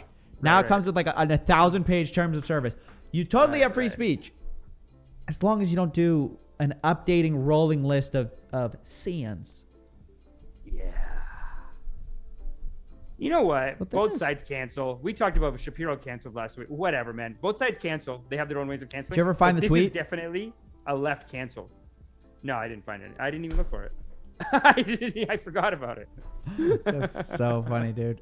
People are saying that Fauci was admiring the decor. Dude, I know that'd be a great thing. I love how Fauci goes, Dr. Barrick, he didn't perform gain of function, and even if he did, he was following the guidelines. I love that he does that. Yeah, that's crazy. Come on. Okay, so do you think there's someone above them saying this is top secret information? You have to make the virus, but then under no terms can you say that you made the virus. Fauci's the king. He's the king boss. He's the king boss. No one above him. Actually, Trump was against him. Trump was saying that's conspiracy land because who's above him? The deep CIA? state? Well, who is the deep state? Okay. No. It's just a moving politicians who never are elected. Okay. Well, who specifically is controlling Fauci? Oh, there's no name or proof. Okay. It's not even that I disagree with you. It's that I cannot support that until I have evidence. No, he screwed up. He made the mistake, and now he's covering up. And then it's just crazy that he got everyone in on this with him, like MSNBC, CNN. It is weird. They fly. The liberals, and conservatives do this too. They fly like birds in a flock. Yeah. It's like they don't even call each other to say, "Hey, let's set this up." He does it. MSNBC, CNN, they're like, "Okay, we know what our story is." You don't even have to call. Yeah. Like Why? birds flying in formation. Why? The sinner knows. The sinner knows. Terrible. So let's see here. And we have a sinner coming on right now. Speaking of sinners. Yeah, guys, we should talk about Jordan Marcia, who reached out to me. He's coming on the show in a bit. We're going to be interviewing him. I don't want to read too directly from his email because we didn't really agree on me talking about it, but I'll give you some backstory on who Jordan is. Okay. Jordan is a brand story coach. He ran one of these courses or something like that until he emailed me and said, I realized what I have done is run a pyramid scheme with all these other coaches and courses. I'm just selling success to selling success. He said, I've sinned. Coffeezilla, I've sinned. Make me whole again. No, he wants to come on and talk to us about the MLM, basically. He seems like an introspective dude. I'm excited to hear what he has to say. I have no idea what he's going to say. I can ask him about Pampered Chef. This is the guy, Jordan Marcia. Okay. Marcia. Yeah. This is not an endorsement to go buy this guy's course if he still has one. I don't know. I don't know what he's going to say. Does he have a course? If he still has a course and he comes on here and says, guys, I'm sick of these courses. We got to talk to him. I want to hear what he has to say. It's exciting. I'm excited. No, that's exciting, man. I like someone who, used to do it. Someone who came to the light. Yeah, dude. I'm excited. He goes, look, I learned my lesson. If he gives me his permission, we'll talk about the full email. But that's the gist of it. What are people saying in chat right now? People say that the best preachers are the ones who are like, I did drugs. I did all the drugs. I sinned. I had sex. Too much out of wedlock. But now I come to God. That's everyone likes that. It's rock and roll. There's like biker gang guys. Hey, Crypto totally. Mike. Drip, do you watch Kyle Kalinske? Every well, now the thing and I then. sent you today had Kyle Kalinske in it. Apparently, Crystal has a podcast with Kyle Kalinske. That's the new, like that. The podcast clip I sent you today was Kyle Kalinske, Crystal, and Sagar from The Hill, and then the other guy that they have on the show. I forgot his name. I'm fine. But, yeah, I think Kyle Kalinske has some great takes. I just don't watch him regularly, but I've enjoyed his work before. No, he's fine. I think he's tight. Yeah, he's one of the early internet successes, and he's like bigger. You know, it's like on the internet, you just forget how big some people are. I think he got big early because the whole podcast, Crystal and Sagar are talking to him, and they were talking about how like, well, you already made it, you made your channel, but Crystal and Sagar just left The Hill. We'll talk about it after again, maybe, but Crystal and Sagar just left The Hill. They're starting their own independent thing, and they were doing like a whole. Okay, I do have a small beef with Kyle. Kyle Kalinske? Okay, tell us. Look, Tell us. this guy's been on the internet for how long? Okay. Like a bajillion years. Where are we going? On He YouTube. is righteous. Where are we going? Listen to me. Okay. Why does your camera look like it's still 480p? Okay, fine. That's my issue. Buddy, you made some bucks already with YouTube. Right. Invest in yourself, okay? Do yourself a favor. That's fine. Why does your... It just... And I'm not saying I have the best camera quality, but if I had been on the internet like 15 years like Kyle has been at this point, what is the neon sign that's like so soft it's like almost one word? It's I don't like it. It's a little St. Pat. Is he Irish? Is he, Invest like, in really a little repping bit it? better. Look like a real news show. I think that's the future of like these internet news shows is to look like a real news show. Let's see here. Here we go. No, I think that's a fair criticism. You can criticize that. We cannot criticize his morality though, because he is righteous. We cannot say that Kalinske is not righteous. Oh, here we go. Okay, guys, we have Jordan. Hold on, Jordan. One Jordan second. Marcia. I'm getting all of us set up here. Speaking of sinners, I'm just kidding, dude. I'm joking. What's Hey, up? man, How you doing? we all make mistakes that are not the greatest things. Hold on. Wait. Don't admit. Yeah, That's why hold on. we Let need- me pull that's why you we need up. people like you on. Retract all statements that I just made. I'll wait for a little bit. All right, dude. Don't Fauci. Ladies and gentlemen, Jordan Marcia, dude. Thanks for coming on the show, man. What up? How's Hey, it going, man, baby? absolutely. Good, guys. How you guys doing? Good, dude. Good. What's going Good, on? man. Spent the day kayaking and doing nothing important.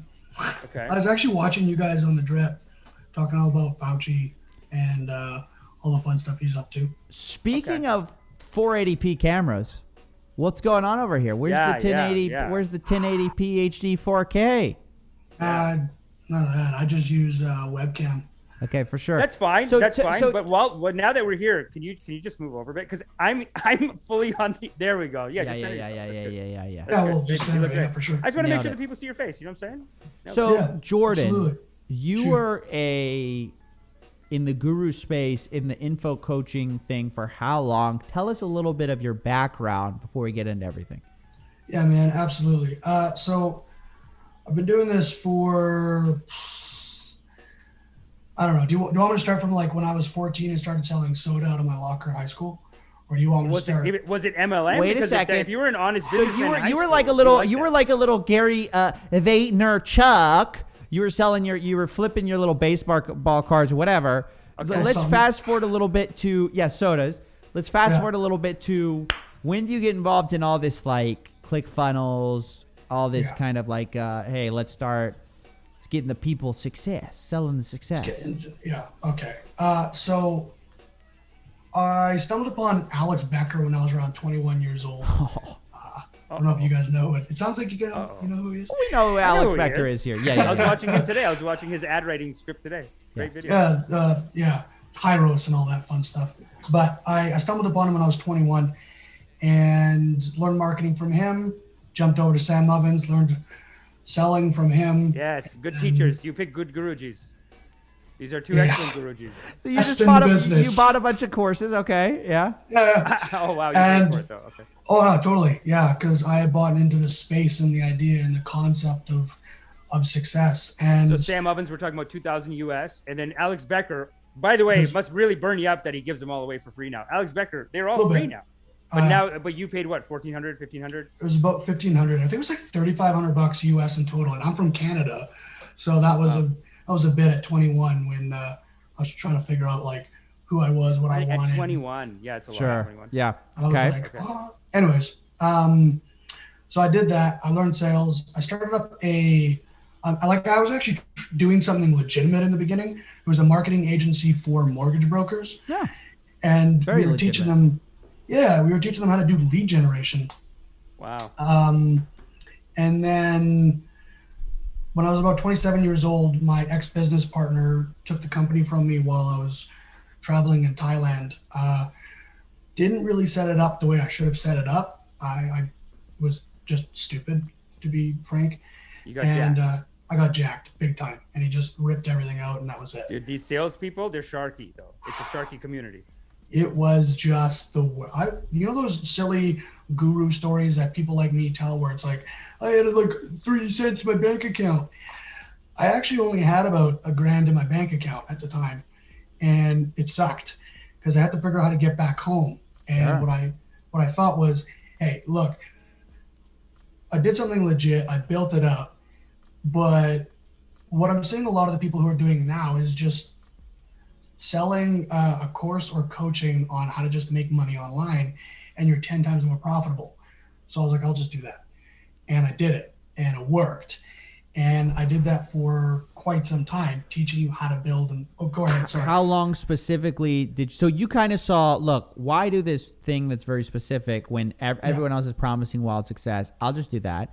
You started doing it. So first of all, run me through how many years did you do it? And then talk me through the numbers of what that kind of entailed in terms of investment in ad spend versus what you would get out of that. Yeah, for sure. So I started doing that probably around like I'm 29 now, so 27. I quickly grew that really quick because like I knew what I was doing. And then once the organic, so I teach or taught, you got to be doing around 10 to 20,000 a month in revenue before you start running your ads, so that you actually have something to fall back on. And our programs were running at about 5,000 instead of 2, because you were getting one-to-one access with me. And this is what I was taught to do by my business coach, who said, this is what I've done. This is what everybody else is doing. This is the Sam way to Harris, do it. Sam Ovens? Because Sam Ovens teaches this how to teach a class thing. Yeah. So after Sam Ovens, I started working with somebody else. They did charge you or what? Yeah, it was 10,000. Oh, that's the real. Okay, yeah. It's a pyramid scheme of people charging people way too much money to learn how to charge other people way too much money. So what's that class? Oh, but what's you're this forgetting $10,000 class? You're forgetting the main caveat here, and that is you have to pay someone more money so that you feel confident charging more money yourself, so that other people can continuously do. No, I'm not joking. That's what we're told. Literally, what you're so you're told you must pay me 10,000 so that you can charge 5,000. So I can charge 5,000 until I make 10,000, and then once you make what you're comfortable with, then you have to take a look at what do you need to charge in order to live the life you want to live, and are people getting a result? And that's what it really comes down to, and that's what we're told, and that's what's ingrained into us. And when you're in fair though, if they're getting the result. But at the same time, the problem is most people aren't. Most people don't. They're just 100 people buy, 10 people get the result almost all the time. And the reality is it's because 90 people shouldn't have bought in the first place. Correct. They had no business buying. So who's the course?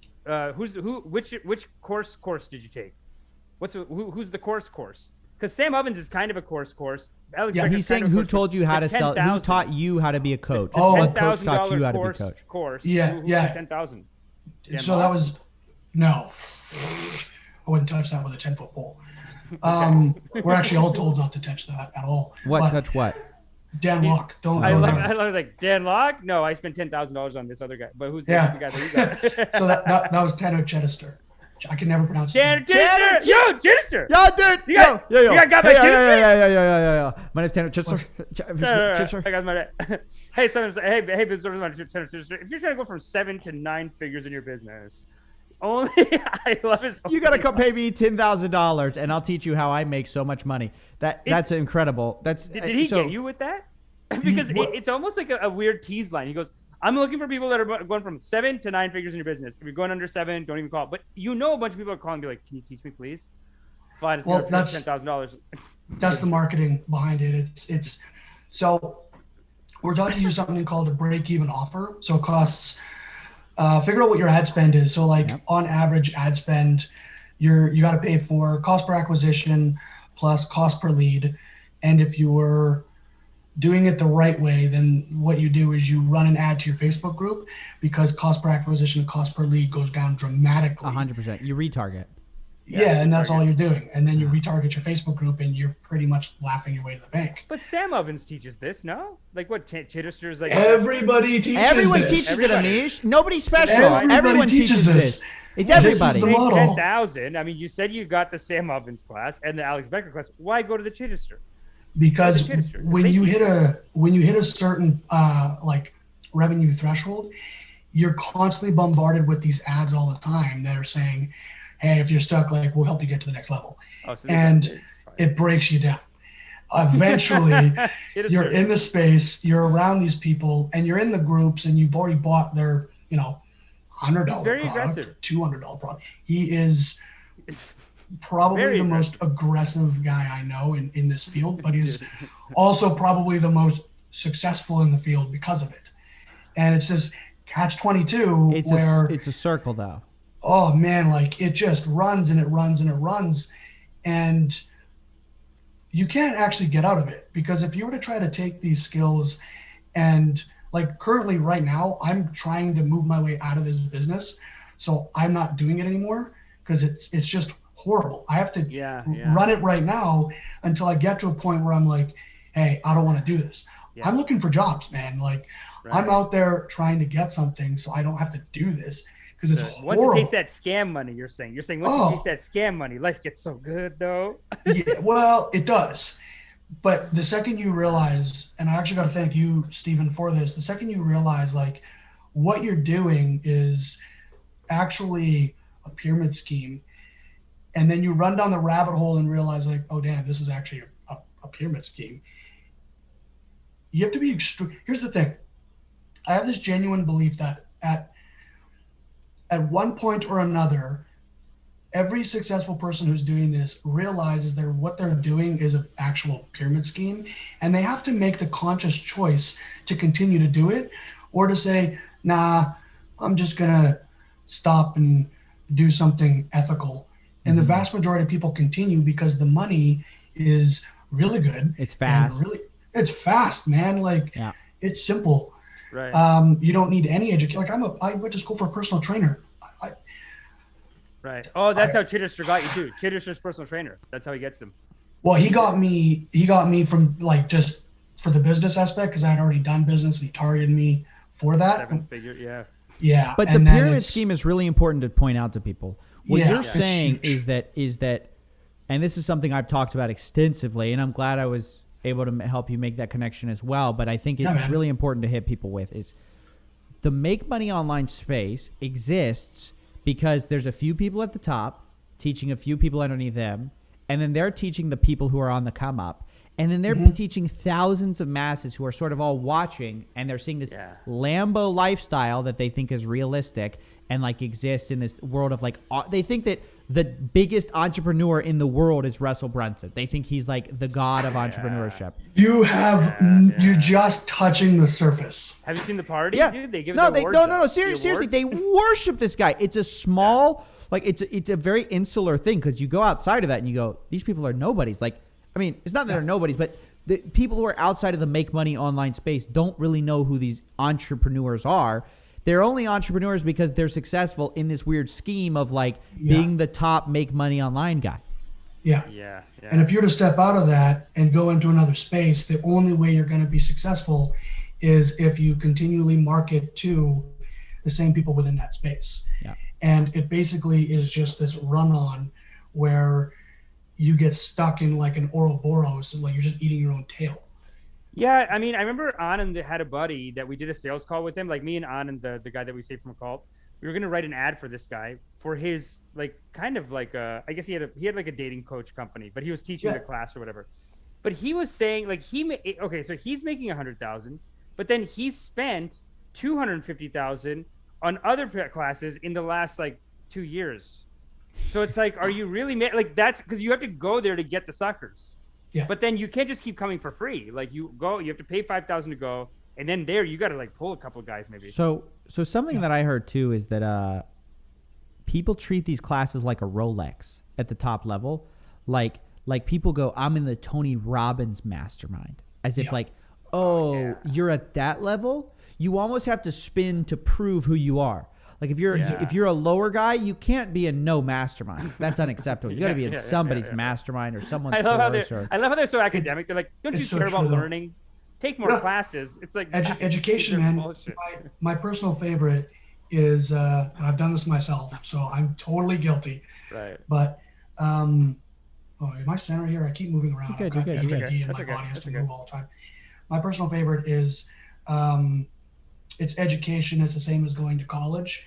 If you go to college, you spend 13 grand, you get a degree, you might not even get a job. But if you spend 10 grand with me, we're going to teach you how to run a business. You're going to create skills which you can use forever.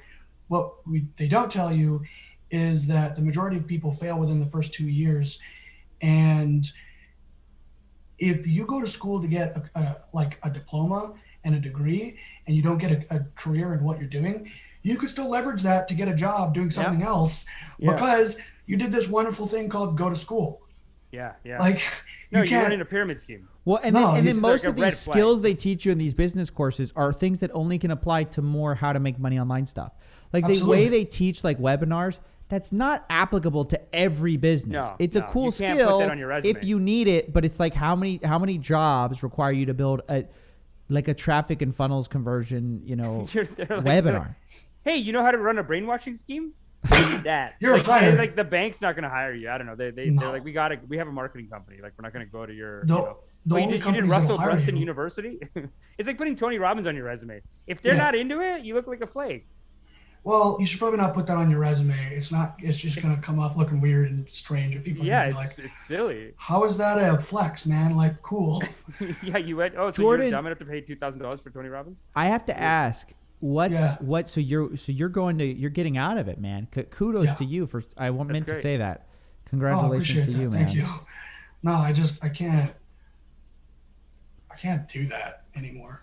It's super unethical. Like it's nuts, and it's literal game of pay to play, constantly, and it's a race to the bottom at all times.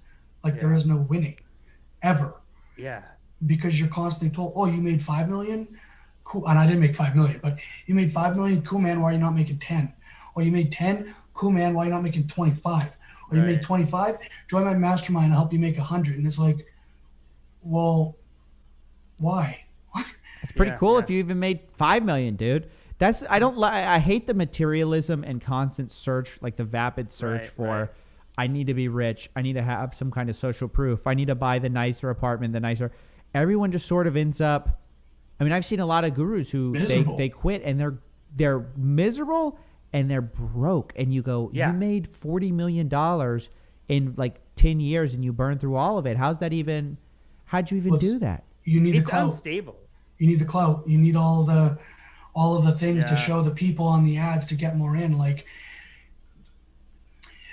the ads are the worst part too, because most of your revenue is going towards bringing in more clients. Google's the real winner in all this. That's the funny thing. That's the funniest thing. Google, this is what pisses me off. And I never talk about this enough because it's like, it's hard to get people excited about this point, but it's relevant.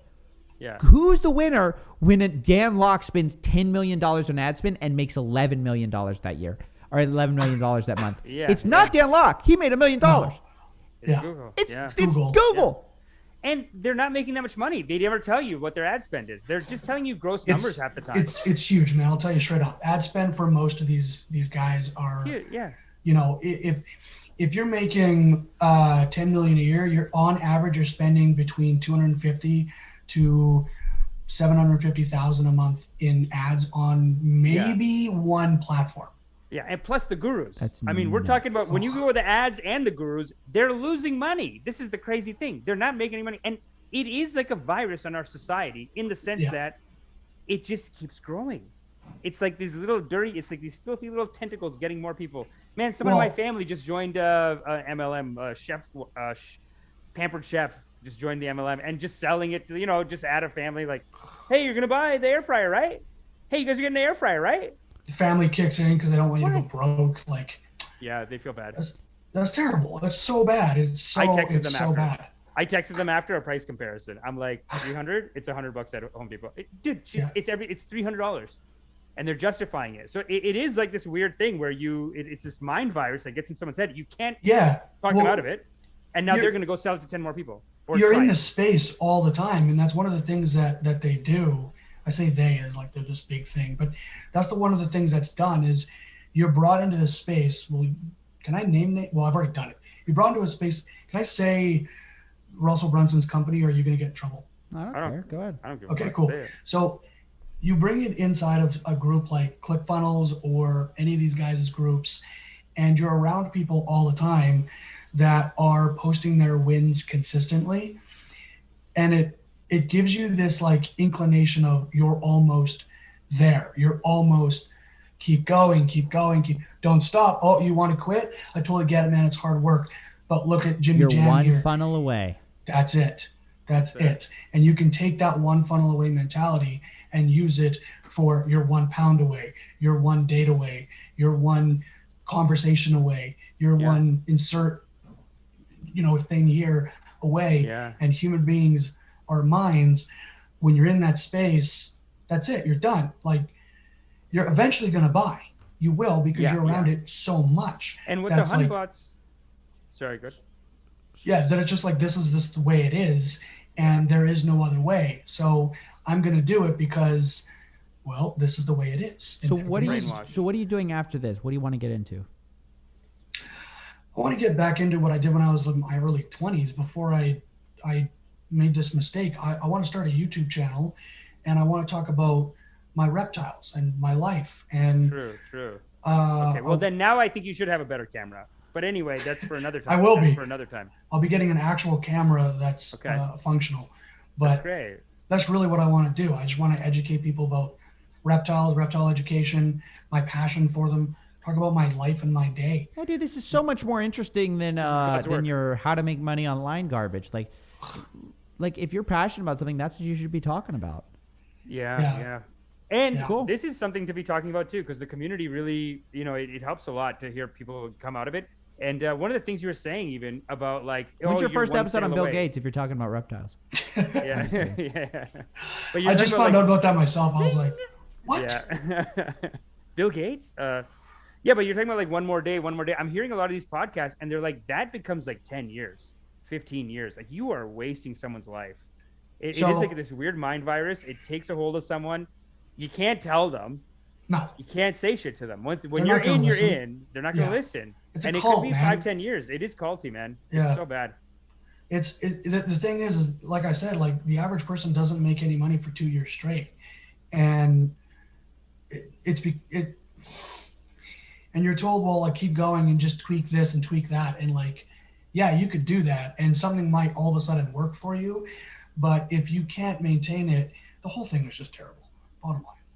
Well, yeah, and to be clear, if you do succeed, you have to have 10 people underneath you who 9 of those people won't succeed. So this is the problem with all pyramid schemes is that even when you succeed, you're succeeding off other people's inevitable failure. Look, Jordan, thank you so much for coming on, man. Thank you for sharing your story. Really appreciate it. It's rare for someone to be so candid with their experience, and I wish you the best in your future endeavors, man. Yeah, Appreciate good luck, that, man. And thanks for letting me come on and kind of have this conversation with you. It means a lot to just get this off my chest, really. Awesome, dude. Thanks, man. Thanks, the community needs it. Thank you. All the best to you. Appreciate Thanks so much, guys. See ya. Bye for now. Later. All right. That's great. That's great. You know what? He could be a reptile host. He's got the look. He's bald. He's got a little Bam Bam Bigelow going on. You know what I mean? What is that? What are you talking about? Bam Bam Bigelow? I don't know what that is. He's a wrestler. Bam Bam Bigelow, wrestler, WWE. Oh, okay. Back from before, maybe before your time, probably. But he's, someone that could host a reptile show. He's got the look for it. Let me look up. And he's got the passion for it. You better not be insulting this kind man. Excuse me, I would never. Bam Bam Bigelow is a hero. Bam Bam Bigelow's a great guy. What is a hero? What? What's on his head? That's not who this guy is. Well, this guy looks nothing like this. A very nice kid. He wouldn't guy. have done and it. I wish him the best. Look, I wish him the best. Look, who's that guy? Brave Wilderness. He does a bunch of reptile stuff, and he's crushing it, dude. Dude, what a waste of a Coyote life, man. Peterson. Like your life becomes like, I just sell this pyramid scheme. It's not fun, man. You're crazy. Do the reptile show. That's good shit. Do you know this guy, Coyote Peterson, by the way? No. Let's see him. He's wild. This guy's incredible. He had a YouTube run. He still does great YouTube videos, but he had a YouTube run unlike any other, where he did this series was amazing. I was tuning in for every moment. He had a series where he took bites from insects, going all the way up the pain index. There's a insect pain index, and he would sting himself with insects going up, like from a wasp all the way to the bullet ant. Ow. He's like the crocodile hunter. Do you remember the crocodile hunter? Yes, of course. He was wild Steve like that. Irwin. Yeah. No, but Steve Irwin never had like a hot, like that's like a made for YouTube series. It's like, I'm going to sting myself with pain until I go to the highest pain a human can endure from an insect. Have you seen the Indian guy or the Persian guy who just electrocutes himself? Have you seen that guy? Oh yeah, dude, that guy's hilarious. Electro Boom? Yes. Yeah, dude, I love that guy. Hilarious. That guy's so funny. Like, pain is something that for YouTube, it's amazing. Yes. People are saying he fakes reactions. Okay, if he fakes reactions, he probably plays it up, but you would be reacting very similarly if you were stung by these things. Have you know what I mean? Respect. Dude, yeah, I know. There is no respect. He's getting bit by a snake, and our audience says, fraud. He's not a fraud. Don't have respect. Wait, this guy's saying exposing Coyote Peterson. Wait, what? Don't tell me that, dude. Oh, no. Look at this. It's all fake? This is the title. We have caught a bullet ant, and we have it. So we're gonna watch him get stung. 3, 2. And then you get like 19 minutes of build up to where he finally does it. I'm in a muscle spasm too. My whole muscle structure is like pounded right now. I mean, supposedly it'll make a grown man cry, and more. Dude, this is amazing. This is actually what a beautiful journey he's going on every time. It's like he's doing like a meditation on death or something. What's this Coyote? Oh, dude, no, he deleted. Oh, this guy's an idiot. Whoever in the comments? No, I'm in the comment section of this guy who's exposing Coyote Peterson. This is ridiculous, dude. You're like, how dare you? You're so offended that someone's ripping Coyote Peterson? No, I mean, you go to Brazil or Argentina or wherever he is and sting yourself with a bullet ant and try not to overreact. I get it. Have respect. Have respect. I get it. People need to have respect. This guy's doing some kind of an art form. He is the electro boom of nature. Or you could say electro boom is the him of electrical. But yeah. it is just one of those but this could be hurting our boy. yourself things. There's a dude, wrestler what if this guy like lived to be 1,000 years old? Because it turns out the best way to not get cancer or anything is to sting yourself with dangerous toxins. Like, we need people like this in society just to know. Not so anyone would copy them, but just, if something weird happens with Coyote, we'll all know why. Because look how red his arm is from one sting. I think that the venom actually scarred the skin right there. I don't know if you can see it on my face. I'm exhausted. Ooh. Are you kidding me? When you suffer like that, you get an incredible euphoria on the other end. You know, these guys are saying that there's like the most treacherous war zones in history, like the worst places. People would be stuck there for like you're 20, your guy, like the guy that you went in with dies in front of you. You're starving, and you're still going on for another week. You're starving, whatever, and then you don't have any water, and then you come up to the little river, and when the drop of water hits your mouth, you have an orgasm, dude. It's like not literally orgasm, but you basically are like euphoric. You're like, oh my god. This is the saddest thing I've ever been in, but I get these little shots of pure bliss. Water. I'm having an orgasm because of water. Basically, orgasm. Basically, that's what this is, dude. You become close to death. It's a climax. He is climaxing through going close to death, and then stupidest thing I've ever heard. And then he comes back resurrected every time. That's what this is. I'm having an orgasm because of water. This guy's for sure having orgasm. Yeah, it is basically orgasm. Yeah, without the semen, no semen, but it is orgasm basically. In your brain, dude. Euphoric, orgasmic. That's the stupidest idea I've ever heard of, dude. This is not science. This is it's real.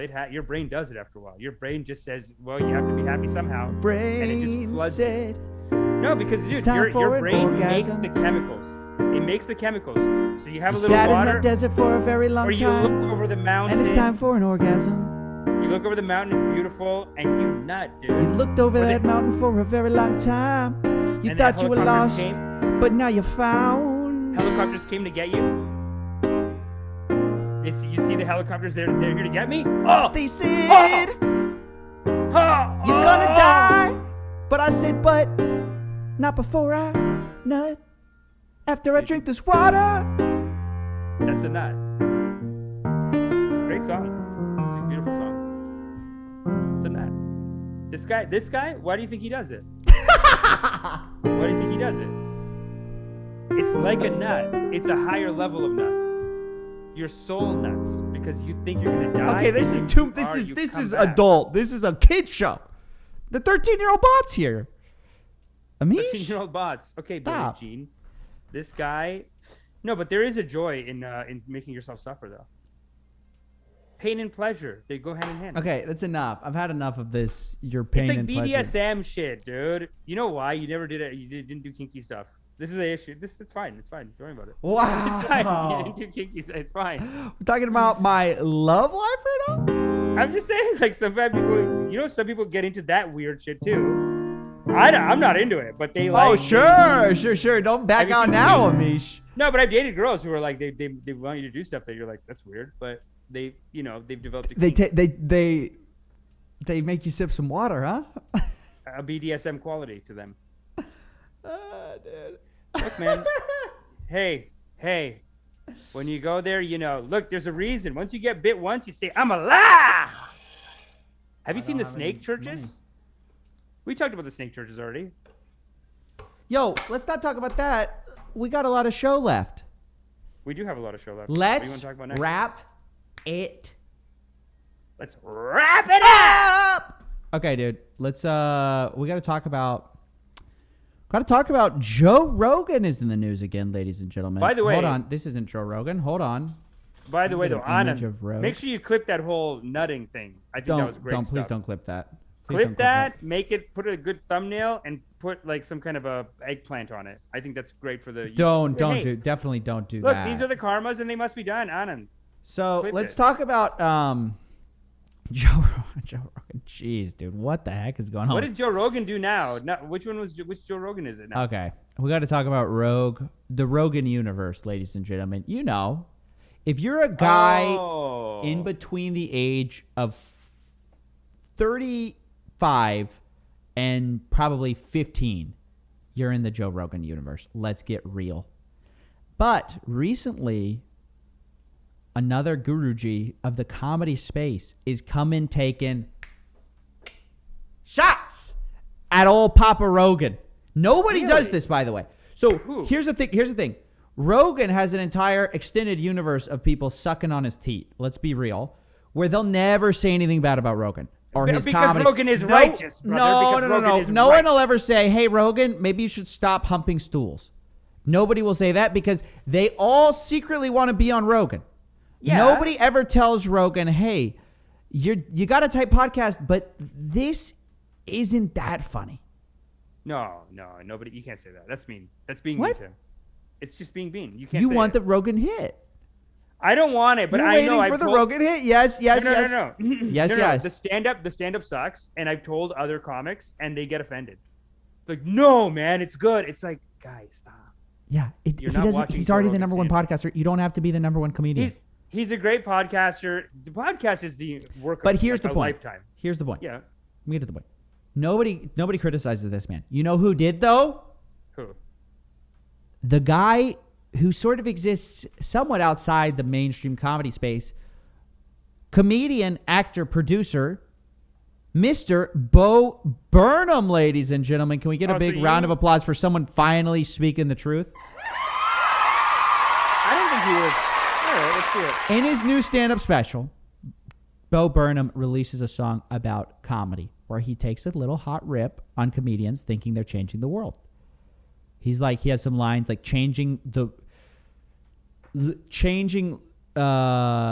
literally changing the world metaphorically. And he basically rips on comedians who thinks they're like going to win the Nobel Peace Prize. But then he has a specific thing where he talks about this. Let me pull this up real quick. You doing the marker board? You gonna give him the marker? Yeah, give him the marker board. Okay, so he has this still where if you blink, you'll miss it in the stand-up special. It's Bo Burnham's new stand-up special, where he's got a giant marker board, and in the middle of it is comedy, and it's a bunch of like things that really obviously are not that funny. So it's like TV talk shows, Harvard grads speaking truth to power. That's Conan O'Brien, by the way. Groundbreaking series about male comedian in NYC having sex. Shot on 35 millimeter. That's obviously talking about Crashing. Julius? Oh, okay. Or maybe that one. Okay, so he's lampooning a bunch of these comedians. And then in stand-up, he has... Lower your head slightly. Middle-aged men protecting free speech by humping stools and telling stories about edibles. So this is you think this is a direct attack on Joe Rogan? You think this is an attack Joe Rogan? I mean, I could practically hear him saying, free speech is under attack. He is that kind of guy. He does kind of, well, you know what he does? It's like it's almost like he feels guilty for being a white guy or something. Like that's kind of what the song kind of does that. So he's like, well, at least I'm not Joe Rogan. Joe Rogan. Oh, you're saying Bo Burnham feels guilty about being a white guy. So that's kind of what the song's about, isn't it? And then he feels like, okay, I should call out these other guys then. I thought the show was just lampooning himself and other white guys doing comedy, which I don't agree that white people shouldn't be allowed to do comedy or like are inherently not funny. But the point stands, which is that we've all been led to believe that the height of comedy is Joe Rogan. And specifically, he's got this like, you triggered on here. You triggered?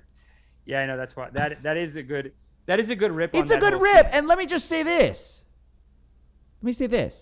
Okay? Because people are saying it's underwhelming. Lance Anthony says this is underwhelming. Steven, hype this story up. I'm sorry if this seems underwhelming to you guys.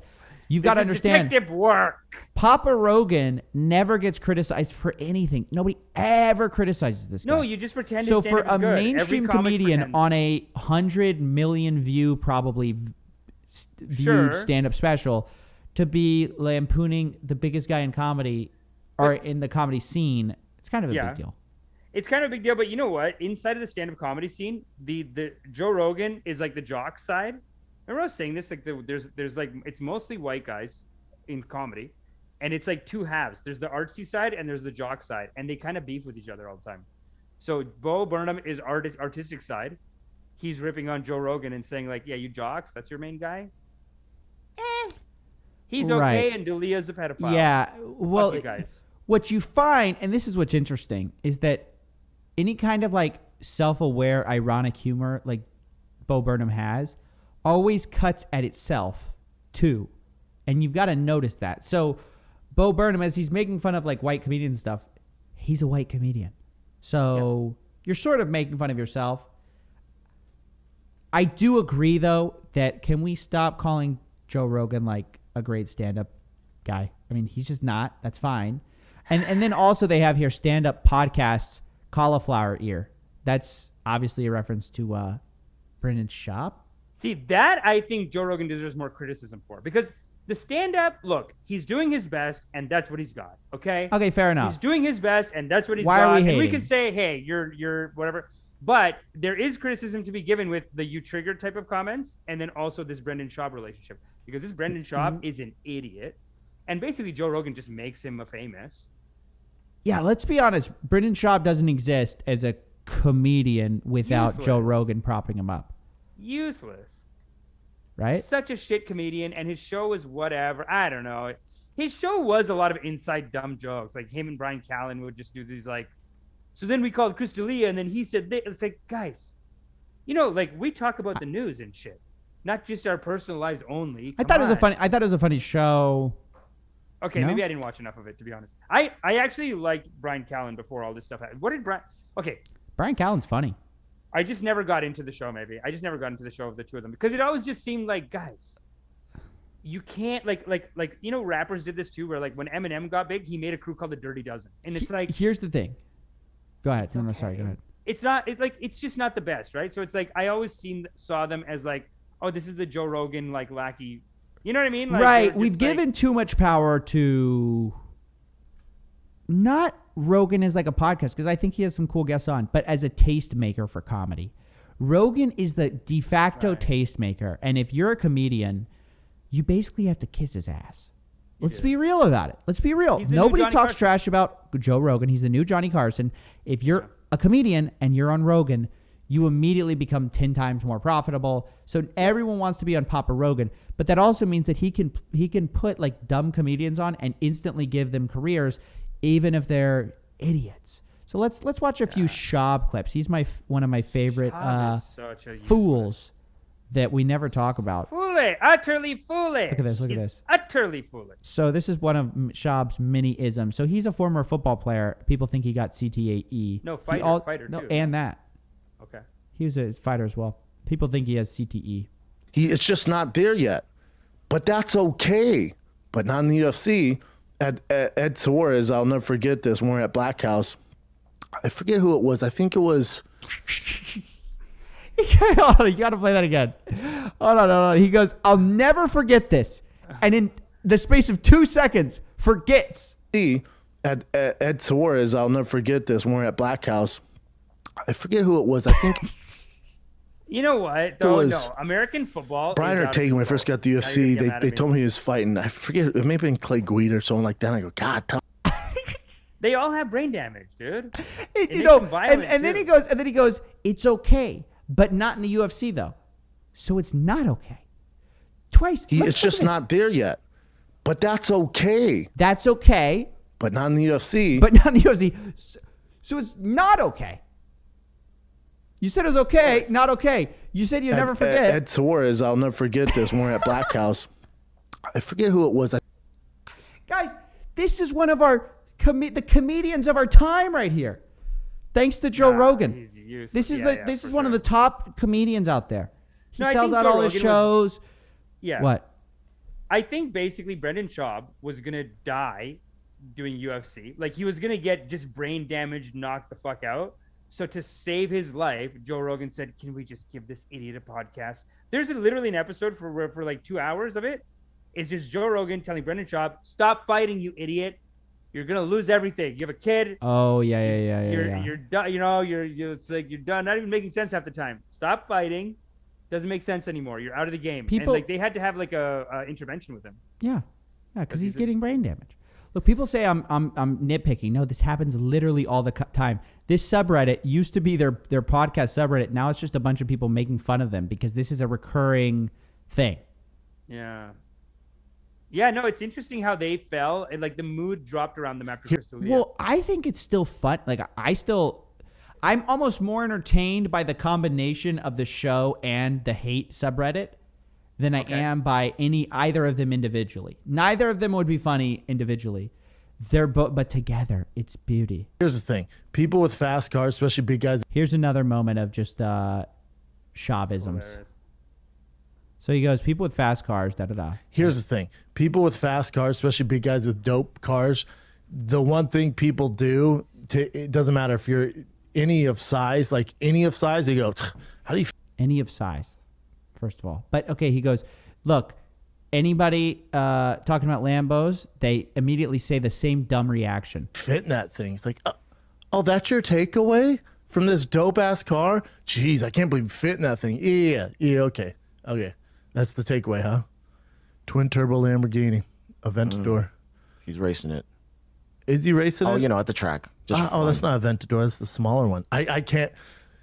Again, it's not even hating on big guys in sports cars. I just can't. I can't believe he fits in there. I know. Like, does he acknowledge it? I know I just No, said that. dude, no. He has no idea. So he goes, I hate it. All these stupid idiot commentators are immediately commenting like, oh, how do you fit in that thing? Really, dude? That's how you took it away? And then 2 seconds later, in the same clip. I can't believe he fits in there. I know. Like, That's a bit, by the way, though. That's a joke that I think he jacked from someone. Because No, I think I've heard that's someone say not on a joke. stage. That's real, dude. No. I'm saying the first part, like he's poorly executing someone else's joke. I think because he does that too. He just jacks some jokes or some bits from people. But like that, I feel like I've heard a comedian do that where they're like, I think Cat Williams, where he's talking about like people are just like they have nothing going on and they're just being such haters. Like he has an old bit about haters, and he's like, you'll see someone in a Lamborghini and say, oh, he doesn't even fit in that thing, and Cat Williams is like, figure out how to get a car without duct tape on it. Don't talk about whatever. Like, I just feel like I've heard that as a bit before. Yeah, maybe. So maybe he jacked it as a bit, but he doesn't truly think it in his heart. Because he does do that, though. He'll just take someone's opinion. What's the other one you showed me? You showed me one yesterday There's of, like, he just took there's some evidence guy's that opinion. he literally just takes people's bits. Well, he is a dumb. This is the and I know problem. some It's like dum-dums there's that. so many comedians who've been grinding for 50 years, and this is why people hate this guy specifically. They've been grinding for 50 years, 20 years, whatever. They have legit chops, and they're looking for a spot. And then Joe Rogan goes, "Oh, my buddy, he does MMA once. Dude, Let me call him a comedian and get him to sell out crowds." And it's like, dude, this isn't even. It's garbage. This is bad for comedy. And losing garbage. 17 And seconds into the whole fight industry's like with that. Say again. Sorry. I was gonna say the whole industry's like that. Like, I mean, the comics, they think that they're above. Like every comic in Toronto, not every comic, but so many comics in Toronto, they think that comedy is like a perfect meritocracy. Like there's never any favoritism, there's never any helping out, because if you can't get on stage and deliver, that's it. Yeah, that's not true. The truth of it is actually this kind of nepotism, It's totally political. nonstop. Like I'm talking about every great comic has a shitty comic just latching onto them. Yeah. And taking them along and being like, oh yeah, you can open for me when I do my special. But it's like, guy, they're useless. They're holding you back. So this is a clip. It's true. And so this is a clip from Luke Thomas giving some MMA analysis, and then Brendan Schaub will give some eerily similar MMA analysis. the same shin injury that derailed the career and then the second fight between Chris Weidman and Anderson Silva. Dude, Hollywood would reject a script if you wrote that in because it would be just too impossible for the audience to believe. 2 days later. I mean, if you wrote this for Hollywood, if you gave him a script, and you gave him the story of Chris Weidman and how when he fought Anderson Silva, and then Anderson kicks him, fucking bends his leg and breaks it. Just say I heard someone saying at the end of the this. script. That's all you gotta right, do. and then Chris Weidman has a rematch with Uriah Hall. This guy, he's Idiot. finally coming Can't to even his get the words own, out. and then he throws a kick, and his leg breaks the exact same way as Anderson Silva's did. Hollywood go, it's too on the nose. It's just no. It's So anyway, Idiot. Just say that he said it. Why do you need to take credit for this analysis? Just here's say what I don't you understand. Heard a guy say There's it. people freaking out. So there's people freaking out Yeah. at Amy Schumer for stealing jokes or stealing this. It's sacred in comedy. But when somebody does it like this, just steal somebody else's thing, oh, that's fine. I mean, I also think I that guess Schaub this isn't sucks. comedy. This is like an MMA analysis. No, but like- also like Schaub is nothing though too. Like he's not. Nobody likes him. Like everyone knows. Every comic knows. It's like Joe Rogan just was like, "You're gonna die, so let's just pretend you're funny." Hey, everyone, pretend he's funny so he doesn't fucking die doing boxing. Like, And 'cause that's he's true. gonna It's true. die. It probably saved his life, frankly. I think so. Yeah, and Joe Rogan is a great guy like that. He loves the community. So I don't really fault him for it. It's one of those tough You're things. still simping for Joe. Love Joe. Amish is simping for Joe, dude. Hey, but I'm not going to pretend the stand-up is good. The stand-up... dude. No. I can't watch the stand-up, though. The stand-up is just not... Like, it's just not there. Just like D'Elia's last one. Not there, man. D'Elia's another one where everyone pretends like he's got great stand-up. It's like, okay. He does. Have you seen the recent stand-up? Yeah, the recent, like, 2 or 3 are, like... Garbage. He's like, hey, garbage. Dolphins have sex? What? What's with dolphins having sex? Let's rip about dolphins having sex for 30 minutes. It's like, guy. Stop. Yeah, no, it's not good. I've never been a huge fan of it. Like, but look, I know just think D'Elia was tight. busy the last year before he got, It's crazy really that D'Elia is back in the game. Like, I got a talk. text from D'Elia because before all this shit happened, I signed up for D'Elia's texting list, and I just got a text like, "Hey man, new episode's up. Hey bro, new episode's up." And I was like, "Oh, better unsubscribe to this shit." What the fuck? You still have my number from that? Like, I think he knew, like, maybe it was like a month ago, but he basically got canceled, took the year off or whatever. And then like a month ago, I just got a text from him. I'm like, back putting up videos, huh? And they're all like 500,000 hits. Yeah, dude, he's crushing it on Patreon, dude. D'Elia? Yeah. It's big numbers. You can't cancel people anymore. That's the thing. That's the fucked up thing. You just can't cancel them. No, that's the good thing, Amish. We like that. Yeah, we do like that. Yeah, but it does bother you that like what he did. Yeah, right? I mean, it bothers me, but like at the same time, if he was never convicted, it's like, yeah, the guy should be able to allowed to work. I mean, I'm not like, you have to make a personal choice whether you like him or not, but you can't go, I'm going to take away this guy's livelihood unless he's a criminal and then put him in jail. No, you just can't do that. You just can't do that. And whatever I think the place that he had sex with a 17-year-old is like legal or something. Because there's a couple of states in America where you could just have sex with we don't know any of 16-year-olds. that. That's all alleged. That's all alleged. Yeah. It is mostly alleged. But you don't think that he did it? I feel like the last time we talked, no, we for both sure. were like, He's I mean, look, did he DM a lot of girls? Did he probably sleep with a lot of young girls? Yes. Do we have any evidence that any of them were 16 or 15? And first it seemed like we did, and then it seemed like we kind of don't. We don't have. Just kind of, he was a creep. He's a creep, which is not a crime. Right. I don't think it was like fully. Yeah. So no. And then he comes out and he goes like, "I'm a sex addict. Whatever. Feel bad for me." Right. And which fair enough. Like, if you want to change your life, whatever. The sinner suffers. The sinner suffers in their own. They think of, he can't do anything mainstream. He's not allowed to act ever again. Like that stuff is out of the game for him. Out of question for him. It's just, he has a YouTube following and they don't mind that he fucks a 17-year-old. And that's the law. It doesn't matter. Now there's nothing else you can do to him. You can't call YouTube now and be like, take him off. It's like, they don't care. Sorry. They just don't care. They're all watching again. He's at like 500,000. And dude, they just came out like a couple days ago. It's crazy because, I was showing you that clip from Jimmy Dore where Jimmy Dore's talking about like, guy, we're getting censored by YouTube. Like they're just killing like his views or whatever, but D'Elia, they're just back right where they were. It's weird how they're selected. I guess because D'Elia doesn't do anything political though. Yeah, politics is a different beast. But yeah, that's our little discussion of the Bo Burnham controversy. Bo Burnham, Joe Rogan, taking some wrap rips. it up. Let's wrap it up, dude. What's that? Hey, what do you think? I mean, who do you agree with? On the Burnham? Bo Burnham or Joe Rogan? Joe Rogan. I think team Rogue. Yeah, like I mean, what? I don't want to cancel him. I don't think he should be. Nobody thinks so. Yeah, the stand-ups, meh? It's okay. I just like that somebody's finally standing up and going, "Hey, maybe these guys aren't as funny as we thought they were." Look, we like them. I like listening to the podcast, but are they the comedians of our time? Yeah.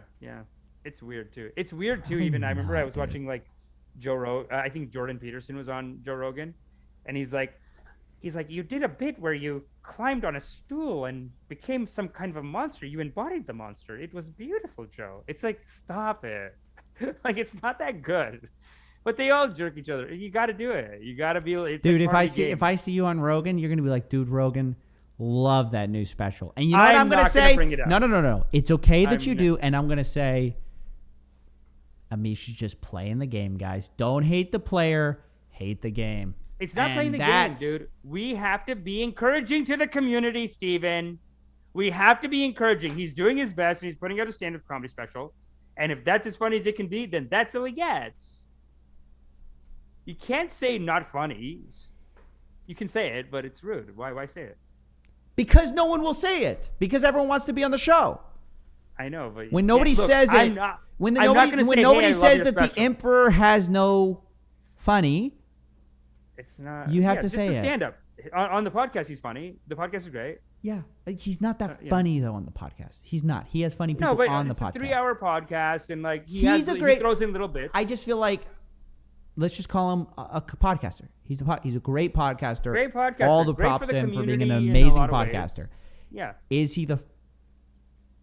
No, not funny. I think more of his fault is like backing up, like the triggered comment that Bo Burnham wrote. You're kissing the ring, dude. And like, maybe a little bit of that intellectual dark web stuff that people accuse him. I don't think he should be canceled or anything, and it is a little bit the left's fault because he made I think in a real way, he made Peterson, Shapiro. Well, now you started me again. So now we just got to wrap this point up, but he made them all famous. So if I was going to give him a hard time about anything, it would be that stuff. But hey, I'm good to wrap it, dude. You want to wrap it? Wrap it up. Who do we got next? What do you want to do next? You tell me. Chef. We got NBC attacks YouTubers. This one I thought you'd like. I mean, NBC insults the YouTube community today. Let's find it. It's in there. It's the second one. So let's set it up from the beginning, right? Videos from the Jimmy Dore show have been suppressed, and they. Okay, so this is Jimmy Dore. Mm-hmm. He's talking about this clip. So we don't have a line content. Content from recommendations has dropped by over 70%. Sorry, let me set this up real quick. So Jimmy Dore is basically quoting NBC, who's saying that the watch time of borderline content from recommendations have dropped by over 70% in the U.S. That's YouTube saying that. Content from recommendations has dropped by over 70% in the Hang on. Okay, you get to the point. Facebook didn't comment to them. Had no comment. YouTube says that recent changes mean watch time of borderline content from recommendations has dropped by over 70%. So what that means is shows like ours, they consider ours borderline content. And so they have a special algorithm now that suppresses borderline content, meaning news.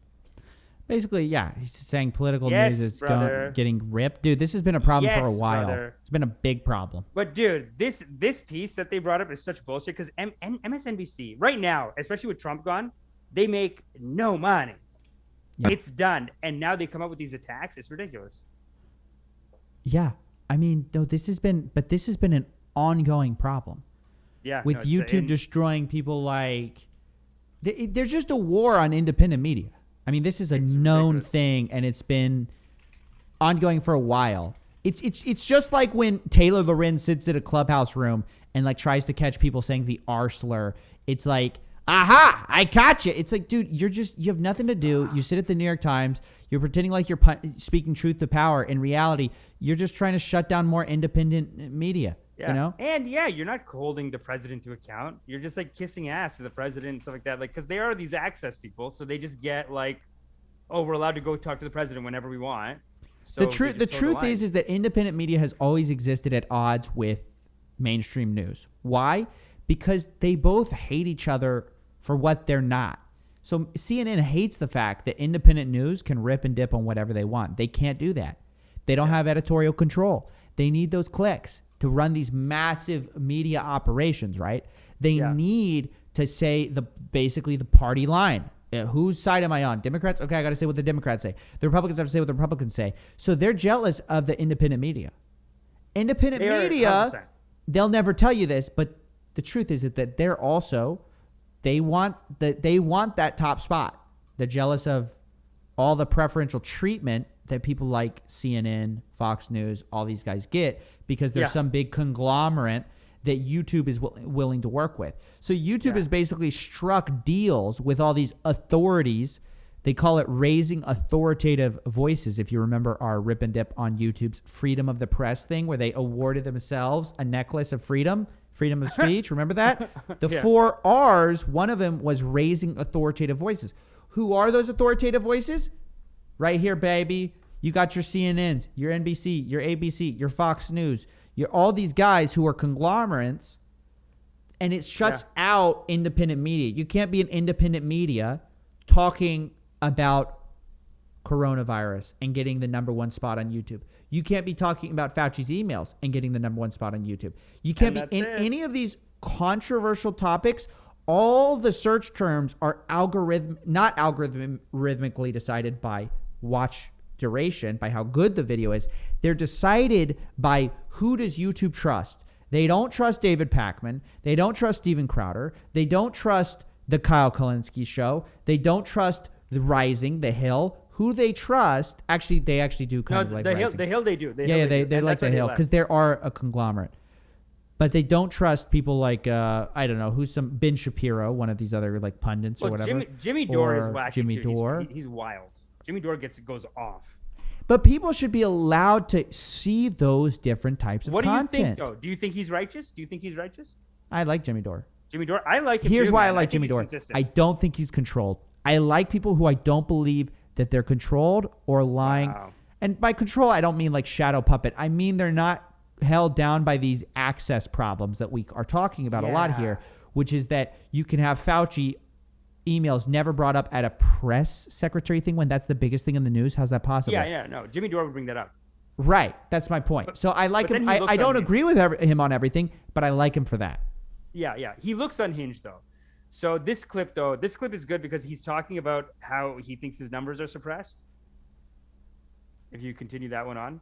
He talks about how his numbers are suppressed. It sounds like they're basically saying, well, we're not recommending it. So the views that it's getting, people are finding it, but we're not recommending it. So so they're not recommending our show like they do other news shows like MSNBC or NBC News with the van attack.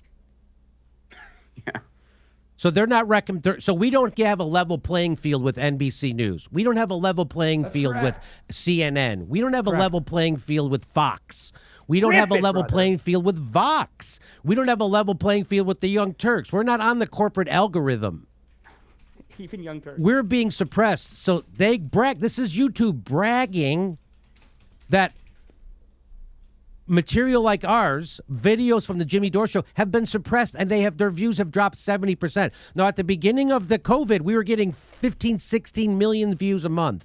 We're now getting 6 million views a month. They're suppressing the shit out of this show. The show. So that's crazy. By the way, I feel like I could be Jimmy Dore in like 5 years. I feel, dude, we could have 1 million hits right now. We should have hundreds of thousands. It's all of our talking shit. We don't have the hits. We have 20,000. It's fine. We're growing. But he's right. He even says, like, the next thing he says, like, we should be out. It should be exponentially bigger.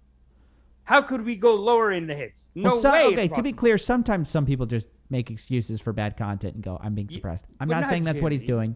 But I'm not saying that's what he's doing. Does happen. It does happen. We should say that. But here's YouTube admitting it, though, raising authoritative voices on YouTube. This is particularly a problem in news for things like this, like, is MMR vaccine safe? This is just like an example. They'll only surface things from like Bloomberg, CBS News, CNN, Fox News. The reason for this, it makes sense in theory, which is like you don't want a crackpot talking to your 6-year-old about MMR vaccines. You kind of like want vetted information for really important topics. But the downside that YouTube doesn't consider is that it suppresses good independent voices. And there are good independent voices. They're good independent scientists. And you need dissenting voices too. You can't just have a monolith of opinion, which is what YouTube right now is doing. They have the dial turned up to 10 for monolith opinion instead of let's have a variety of opinions. They don't want that. And they don't want it. Why? Because, and frankly, I feel bad for YouTube. YouTube's like a battered spouse here because they've been beaten up by the corporate media who every time they play a video, all these guys write articles going, I looked up what vaccines were, and 3 clicks later, I was at an ISIS video.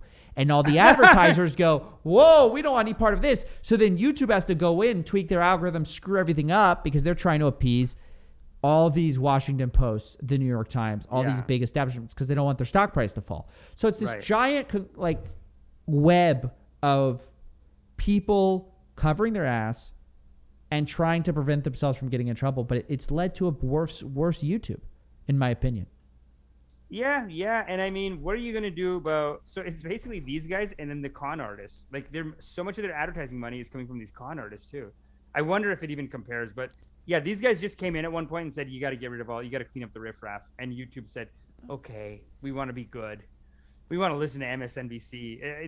It's stupid that they went that direction though. They did go anti-YouTube on it. I feel like they didn't go with the YouTube creators. Like the creators that built your channel, you sided against them. Yeah, well, as a corporation. Yeah. Right? They could say you're a beat or bad or wife, but I guess they're looking at it like, hey, I get the views from this, or I get the views from these people that I can control. Easier to go to MSNBC and, you're getting... But the hits just aren't there, though. On what? A lot of the MSNBC shit. It's like people are watching Jimmy Dore. It's at 15 million. A lot of people... Here's the thing. Independent media is very likable. It's very rare that I talk to somebody under the age of 45 or 50 who says, I watch CBS, MSNBC, or CNN as my source of news. Most people that I talk to, I mean, I have a limited scope of people, but most people I talk to are watching independent media. 100%, dude. So that's the thing. They're liked, which is their advantage, but the conglomerate's advantage is they have all these little hacks where they get preferential treatment. Yeah, they're working their way in, and I think this is actually I think we could just mix this story in with the Crystal and Sagar leaving Rising story, because this is a similar story where Crystal and Sagar left Rising, which left The Hill, and I think the show's called The Hill, right? And their show is called Rising. The YouTube channel is called The Hill. The Hill, yeah. And the outlet's called The Hill. The show was called Rising. Crystal and Sagar, we're big fans of these people. Banger. They talked about how they're leaving the show. Long story short, it's because they want editorial control. They say, look, we don't want to be in this massive conglomeration that's looking for clicks all the time, that doesn't let us talk about what we want to talk about. That's so real, dude. And this is where this is the new studio, I think. What's that? You're smoking your... What is that? This? This is a paper that was here. I'm fidgety. Amish wants to roll it up. Dude, Amish, if you need to roll it up on air, hey, it's all right. It's nothing in here. No, I don't it's all right. I don't roll. It's all right. You're always already talking about water nuts. I have a microdoser. I do a one hit. I'm a one hit kind of guy. I don't roll because that's too much weed. That's George Carlin, actually. George Carlin did the same thing. Yeah, just one hitter. Because if you go more, then your brain's like, okay, we need more now. You do the one hitter and wait. Give it a second. It'll hit. Diligent Dabber would probably have something to say about this. Well, we've been talking. Are they far left, LMFAO? No, dude. Crystal and Sagar are the new hotness guys. They're the new hotness. They're left and right. They're one guy's left, one guy's right, or one girl. The girl's left, guy's right. Yeah.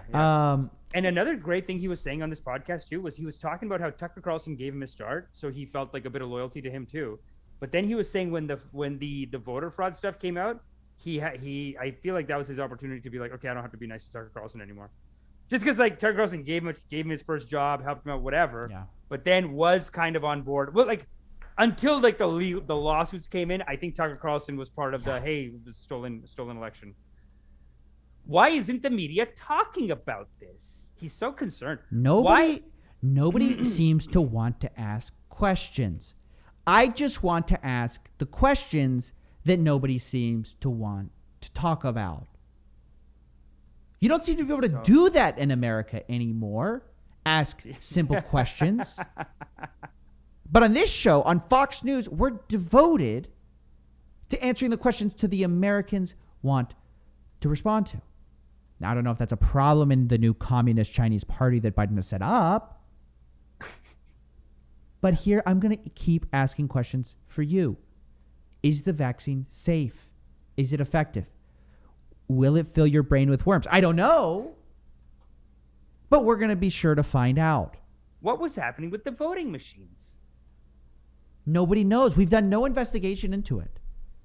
Why doesn't anyone want to talk about it in the mainstream media? Why does nobody want to talk? I don't know how I got on this Tucker rip, but it's hilarious. Trump derangement syndrome is making them see votes? I don't know. You know what's so crazy about that is that Trump lost. Like, wait, hold on. We're not talking about. Is the drip the greatest show? I don't know. I'm just trying to ask questions. On this show, we ask questions which you don't seem to be able to do anymore. It's like what he does all day, all night long. Yeah. It's all a show. Why weren't they telling us about the voting machines in Georgia? How come at 12 o'clock the voting machines in Illinois had one response, but another volunteer was working in Pittsburgh, and they had a different thing to say? I'm just asking questions. Shut up. So stupid. He lost by so much, man, and these guys won't fucking admit it. Is Biden a puppet of the Chinese Communist Party? Many have wondered. Many Americans are talking about it. But the Democratic establishment doesn't seem to want to answer these questions. Very basic questions. Questions of freedom, of family values. Things that Americans used to be able to agree on. Until Marxist propagandists took over. That's not me saying that. We've got a professor on the line right now. Thank you, Professor, for coming on. He's crazy. Why weren't there more people counting in Virginia? Just asking questions. I love it, dude. All he does is ask questions, and there's never any answers. There's never any answers. They're nonsense. They're meaningless questions. All the voter fraud. But here's the thing, dude. Sometimes I like a good Tucker rip. I'm not gonna lie to you, Amish. Sometimes I find it hilarious. Listen, if you can never see why someone's popular, you're blind to what's going on. I'm not listening to Justin Bieber at all times. But as a musician, I can appreciate what makes him popular. It doesn't mean I agree with it. Doesn't mean it's my cup of tea. But you have to see what makes them popular. Just like I don't agree with Alex Jones, but every now and then I sit down and I just laugh my ass off because I'm like, dude, this guy's objectively funny. He is, and I don't like this whole mentality of like, because there are these leftists who want to be like, just pretend it's not happening.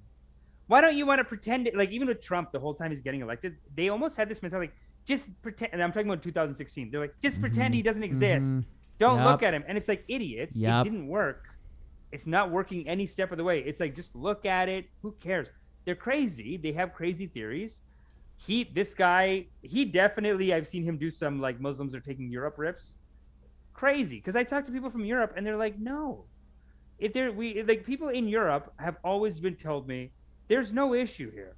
But there are these American conservatives, they'll just do a rip on it. They'll be like, why doesn't the mainstream media want to tell you that Muslims attacked a thing? And it's like, I'm just asking questions. Why would there be Muslims at a youth rally? Like, it's just asking questions. Yeah. Just asking questions. This is the problem, is that like the left, look, so Jason Leopold did some great reporting on this. He's the one who got Fauci's emails out. And this is going to connect to like just the problem with one side. BuzzFeed? Where is he? He's a BuzzFeed reporter. So they get the FOIAs. At least they did it. They got a great rip. So then underneath it is a bunch of people who subscribe to BuzzFeed getting mad that get me Trump's emails, then I am interested. Fauci didn't lie to us. Basically saying, why did you report on this? It doesn't confirm what I already thought. Fauci couldn't have lied. I haven't read it, but I just don't care. All I care about is Trump. Trump's out of office, dude. He's out of office. The lab Stop leak is talking about Trump. undeniable. The lab leak is undeniable. Don't bring up these other dumb little ones, though. They're bringing up the dumb emails. That's the idiot. They're blind. Right. I agree. Go to the real email. The real email, and Look, we're not. Okay, how maybe convenient. It's not, Look at this. how convenient. And tacky. Leave Dr. Fauci alone. We love him. They're saying no matter what. You don't love him. What's this pretend? They pretend they love Biden too. The Idiots. consummate Nobody can professional. love He Biden. really is a national treasure. Look at this, dude. I just love him. National treasure. Perfect civil servant. I Why wish do they this would do be this? used on dishonest people, but instead it seems like the supporters of dishonest people will believe anything when they said it's just clearly lying. Don't you have more important news to investigate and cover, like the attempted overthrow of our government? Why are you doing this? Shame on you. So these are the people Oh, look, once again, BuzzFeed shows how scummy it is. You're not allowed to report on things that makes the left or any beloved hero of the left look bad. Otherwise, you're basically smacked in the face. This is this is classic investigative reporting. This is probably the best investigative work BuzzFeed has ever put out. Jason Leopold has done a great job. It's an insult to everyone that BuzzFeed had to bring it out, dude. BuzzFeed? No, dude, I don't want to like them. I have to like them right now. No. They did a good job. They did God's work. Here's the thing. BuzzFeed is trash, but they use it to fund BuzzFeed News, which actually does do some pretty good reporting sometimes. Not all the time, but they have they have a solid news team that is different from the trash like clickbait that you and I are used to. Yeah. No, this is legit, man. The releasing the emails is absolutely necessary, and like we got to stop having this mentality of like, don't catch my guy. Back to Tucker. Like just because on the right wing side they do it, because I feel like that is such a like it is. You know what it is? It's like Trump derangement syndrome. Is basically like, you got away with so much, I want to get away with something now. Yeah. Like you guys got away with all. Oh, don't tell me about him until you get Trump on all his stuff. And what people need to realize, and even with the on the riots, whatever they attacked, you're never gonna get a sorry. You're never gonna get justice. It doesn't happen really. Like you'll get justice. Like okay, the lowest level people, the people that actually crashed in, they'll go to jail. Trump's never going to go to jail for it. He'll probably be president. He's probably going to run for president in 2024. Oh, yeah. It sounds like he's going to run for president. So you don't get to have, like, nobody's ever going to say sorry either. Like, even those guys, like, they'll just forget about QAnon. They'll be like, yeah, I guess we made a mistake because if they go to jail for the November 6th attack, whatever. But beyond that, you're not going to ever get them to say sorry. You almost have to be like, they are foolish. They know not what they do. And just move forward instead of carrying on the bitterness. They got to be zen about right it. To be bitter. Yeah. Yeah, you have to forget it. You have to forgive it. BuzzFeed. That's why forgiveness is the most powerful weapon. It's true. I don't know. I think that's a pretty good clip. Yeah, that's a good rip and dip. Wrap it up, Anon. Wrap it up. Sorry, no, we're good. You. Yeah, I'm good. What's I'm up? good. You want to do a quick Pampered Chef? What are you saying? Let's talk about Pampered Chef. Let's talk about Pampered Chef. But let me see if there's some. This is an Amish rip, guys. Ladies and gentlemen, this is on Amish's radar. Oh, my radar. Yeah, but we got to do comments first, no? Oh, yeah, we got to do comments. Sorry, guys. Let's go back to Tucker.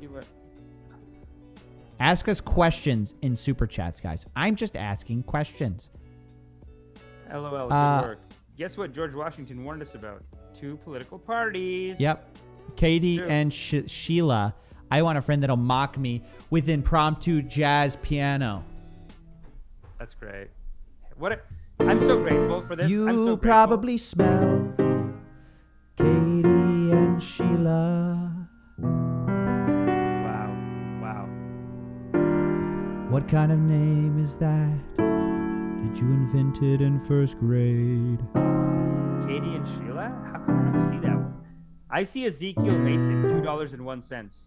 Wow, Solid Tucker rip. Sorry Get about him, that, guys. Not that good today. What's up? Ezekiel Mason, 201. Oh. Very Hindu.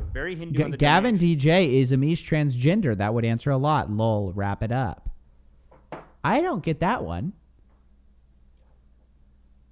Huh. I mean, there's nothing funny about being. If I was transgendered, then I. Yeah, what's wrong with you guys? Okay, what's the deal? What are you trying to say? What's wrong with that? What's wrong? I don't find anything. What are you trying to? Maybe I am. Maybe I'm. What are we gonna do? That's what it is. Jokes? We're gonna do like what Gabby are you, DJ. gay jokes? Have respect. Have respect for the community, dude. This happened. Okay, so this happened to your mom too. My sister, she's okay. Don't bring my mom into it. Well, she joined. That's an first MLM of all. too, right? Don't. Well, yes, but now it's time for your family to screw up. What? Hey, my family already. Don't do it like that. Don't do it like that. We have to tell the community. Yeah. Okay. Fine. Okay. It's fine. Not a one versus it's not the other. Yes. That's right. That's right. My sister's. This is why she's been defending the MLMs so hard. Yes, she's your sister's been defending for months. MLMs. Yes. And I just don't understand why. It turns out she's got one foot in the door. One of her friends is like, basically, it almost sounds like just slowly wore her down and got her to do it. It's like, you don't even need money. Why are you doing this get rich quick scheme? So anyway, we're all in the backyard, very COVID safe. We're in the backyard yesterday. 2, 3 people come over, socially distanced backyard. my sister. Relax. Towards the Okay, end, we're all vaccinated. oh, you here. don't even care. We're all vaccinated anyway, and you don't care. You're in Texas, you don't care. So anyway, we're all eating, and towards the end, my sister goes, so you guys are gonna get the air fryer, right? You're gonna get the air fryer, $300. It's cool, right? $300 air fryer. I'm like, why? What They're air just fryer going- is she talking about? So I don't know. I gave you a couple of links there though, because I just looked on the site. I'm I just did a price envisioning comparison. you're barbecuing in a backyard, and then all of a sudden your sister looks at you and goes, "You're buying a $200 air fryer?" $300 air fryer. What? She's telling my With sister, who? my other sister, Who? and my cousin are both there, and she's telling them to, hey, so you're gonna buy the air fryer.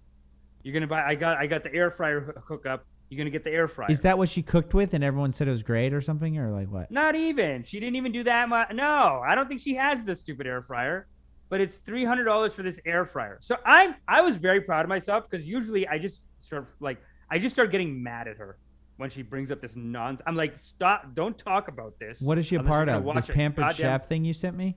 So she's selling Pampered. Not selling, but I guess her friend's selling it. But it is like a pyramid, so she's on the next round down. So now she's trying to hawk a $300 air fryer. Now I looked it up. Their air fryer is $300, and even I'm very proud of myself because I didn't get mad. I didn't like raise my voice. I didn't say like stop this nonsense. But even while we were all sitting there, I just looked up. I was like, I just looked on Amazon air fryer or whatever, and they were there. It's $100. So I'm telling her it's $100. It's like you can get an air fryer for $100. Like why is yours $300? And she said, no, that's not how it works. The way the business works is I sell for $300, but then I get $150 in Pampered Chef bucks. So then I have like $800 right now. So I'm doing great. Anyway, you guys are gonna buy the air fryer, right? So it's like you're selling an overpriced air fryer so that you can get Pampered Chef bucks. And now, why do you? I didn't want to get into it because I don't want it to get negative. You know what I mean? So, but basically, That's very good, Amish. I don't know how, but I think she's bragging about like I have $800 worth of Pampered Chef with credits. I'll have you know. And my friend What does that Harmon get says you? I'm a very good. I have great potential, Amish. I'll have you know. What do you mean? So I think if she has $800 in chef bucks, that she has spent $2,000 on. This probably. nonsense, right? Or she got someone else to spend $2,000. So Okay, is this why are this you is some asking kind these of an guys to buy an air MLM? fryer? This is an MLM. It is basically, yeah. It's look, and I saw a couple of videos about it. Illuminati has a video about it. This other girl has a video about it. That's where I got the income report from. Was just from someone's YouTube video. But Oh yeah, let's this take a look at that. The income company report. is basically the income report is just like Patrick Bet-David. It's useless. Oh yeah, like okay, look at this. 61% of people make $200 a year. Wow, Yeah. that's trash. Oh, and these guys charge someone just from a YouTube video. Like I haven't fully referenced this, but from the YouTube video, she was saying that you got to pay $150 a month to stay on with these guys. Oh, so you're like losing money if you're about Yeah. breaking even if you're in the 60% of people. No, per month, though, not apparently, one time. 0.1% make 300,000, and 0.0%. So I guess nobody basically makes 800,000. Make 800,000. Yeah. Wow. The numbers are the same as Patrick Bet-David. It's all MLMs. Yeah, they all have the same thing. It's all- and It's across all MLMs. 100%. and it is like a couple of them were like the reviews were kind of nice. People were talking about Pampered Chef and they're like, you know what? They're not as aggressive as say a Herbalife or a Amway. They're not crazy like that. There's not as many crazy horror stories of like high pressure stuff. But ultimately, this is the financial structure you're getting involved with. You're never gonna make money. But you didn't tell your sister that. I didn't tell my sister. I just told my sister like, hey, you can get an air fryer for $100 though. And then she goes, no, but when I sell it. She Double probably the thought price, you were stupid. but She's then like, I yes, get-" Amish, dummy. No, you know what she said? She was saying that like when you buy from a store, that's one business model. We're doing a different business model where we get paid by jacking up the price, and then we get a commission, and then we also get Pampered Chef bucks. Looks like only a few people are actually getting paid. Yeah, no, this is like nothing. So 2.8%, dude, this is even worse than Patrick Bet-David because 13,000 are at 2.8, or percent of paid consultants. Yeah. Okay, so then. By the way, what goes- this means that all the unpaid consultants who never made a sale aren't even counted in this, which is a huge majority of people too. So a lot of Yeah. people aren't getting paid on Pampered Chef. They're just So signed if- up and paying the $150. But of the people who are actually getting paid, only 0.7% are making $32,000 a year. That's like what you make at, what, $15 an hour, $20 an hour, $30 an hour. And even the guy who it's not to diminish people who are doing that, but it's like it's 0.7%, guys. Just work at McDonald's. It'll be fun. Go work at Walmart. It'll be fun. Honestly, like I remember I used to work at Home Depot when I was in high school. It was fun. It was like a social thing, and you just get a paycheck. It's fine. You're never going to make money doing this nonsense. What are people thinking? Grishka Bogdanov says, you want to be a cheapskate, go ahead. Quality comes at a premium. But we're telling you that these air fryers that they're talking about. So let's do the price comparison, because I just looked up their air fryer, and I have like 4 links in there. $300. So theirs is $300 or $279 right? to be exact. Oh really? Okay. Yeah. I mean, maybe because the U.S. so it's a little cheaper, but maybe it's 300 Canadian I was seeing it. But then if you look at the second link, okay. I mean, the second link there is from HomeDepot.ca. I don't know if it'll load over there. $100. It's like the same specs, dude. And this one is a real company. What's this company called? This is called. Can you read Hamilton the Beach. Hamilton Beach. I mean, they're not crazy big though. They're okay. But It's I don't fine. think It's an air Pampered fryer. Chef. It's an air fryer, but I don't think Pampered Chef, like this is their product. So they're making I don't know, or do they just go to China and say, hey, you're making a bunch of cuisine arts, make us 5,000 and we'll just slap our name on it. Like People are saying you got to respect the air fryer. The air fryer is fine. Why pay $300? Yeah, I agree. It's just the business model. Well, I'm glad you talked to your sister. And honestly, look, everybody's got one. A family member sucked in a pyramid scheme, I mean. When I was in grade 8, dude, she came in. I remember being not in grade 8, like 8 or 10 years old. And she was in high school. And I think she joined a legit pyramid scheme at one point. Like it was like $200 in, and then you get $2,000 after. And it worked the first time. And then she did it again, and I think it didn't work. Or my parents were like, oh, it's illegal, you shouldn't do it or whatever. But I remember she was into just the straight up pyramid scheme. You know what? Some people just want to believe. The last time she was telling me about this, I'm like, can you watch a documentary? Just watch a documentary. I'm sending her your video, John Oliver, Illuminati, Cruel World, Happy Mind. Like, just watch one, and then we'll talk. No. They want to subject you to like a 5-hour scheme pitch. It's just, hey, my friend sells lotions and she It's worse when it's a family member though, because then you got to like deal with all that, the drama of that. Well, I texted my sister. I texted my other sister, but it is like older sister bullying younger sister. So she's telling her younger sister, she's like, oh, so you're gonna buy the fryer, right? $300. And now the younger sister, she's soft. She can't say no to her, so she's probably just gonna buy it just to be nice. Yeah, of course. I got what a waste memes of time. for days, dude. What's this? Friend I haven't seen in years. Me, the luring the rabbit, and the knife is the pyramid scheme. Oh, the pyramid scheme. I'm a small business owner. It's a pyramid scheme. Good. Oh, there's so many. Yeah, I guess people are starting to get wise to it, but no, they're getting wise. They're 100% getting wise. Well, I wish your sister the best, but let's. How's your mom doing? Is she still? Hold on. No, my mom. She's not selling it. She just wanted to support her friend, so she bought. It's like buying the air fryer, basically. That's kind of where my sister's at. But right it now. came with came with a subscription to like now she's a business owner, whatever. But it's like you buy the air fryer, now you're in the scheme somehow. So I guess so. I think my sister bought it, and then she was just incentivized, like, oh hey, if you have any friends and they want to buy it, then you get this, and she just. Yeah. So she's in now. You're in. She's in a downline. She's in the scheme. What are you gonna do, right? What are you gonna do? They don't want to hear it. People just want to believe. They want to believe. There's nothing you can do, Amish. I put up a video today about this BJP member, must love them. Hindu Congress member, and she's drinking cow urine. And she says it cures COVID, it cures cancer, it cures everything. Everything. She's an elected MP in India. It cures everything. I got a Times of India article. Wait, what are we talking about? Are we talking about a new thing? Yeah. Then first we got to do something. It's related. We have What's to. that? Yeah. Yeah, that's what I'm doing. Okay. I thought this was a new thing. No, it's not a new thing. We're not going to talk about that. I'm just saying, like, it's the same issue where people just want to believe so bad. I'm looking for the Times of India article. Where'd you put it? No, I don't have it in there. Oh. I'm wrapping it up, dude. I'm saying. Oh, sorry, I messed you up. I messed up your rip. It's fine. People just want to believe so bad, man. It's the same thing over there. It's like they're selling pseudoscience. They're selling. Yeah. And now we could. I mean, if you want to do another topic, we do have the Baba Ramdev clips. Let's pull it up. The Baba Ramdev, same thing. One last one, quick. We got 3 minutes to midnight. Let's go. Wrap it up, baby. Let's go to Baba Ramdev. Real quick, read a few super chats here. Not $4.99 from Wanye Kest. Waiting on the tether video. It's coming, buddy. True. Zico Mason, Solid Tucker Rip. Okay, we got that one. Great, we're good. So did you drop the thing? No. No, I haven't yet. How do you know about the I don't know how I have no idea how he knows about it. That's interesting. Okay, cool. Yeah, let's go into Baba Ramdev. So Baba Ramdev, we've talked about a couple of times on the show.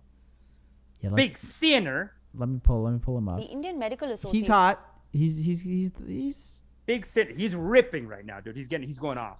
So old Ramdev has been hating on something called allopathy, which I didn't even know what that meant.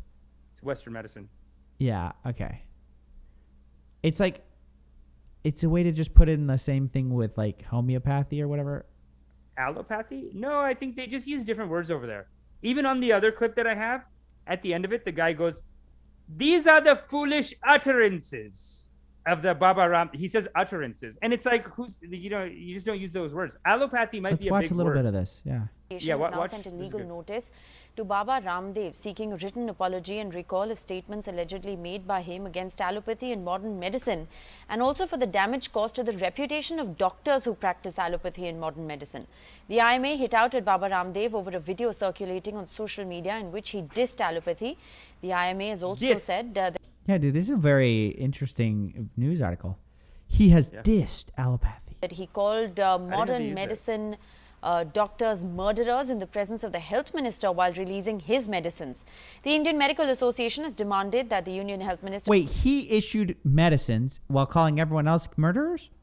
Yeah, that's the next one. What a rock star, dude. He's rock and roll, dude. He's ripping. Dude, on the next 3 videos, he's ripping, dude.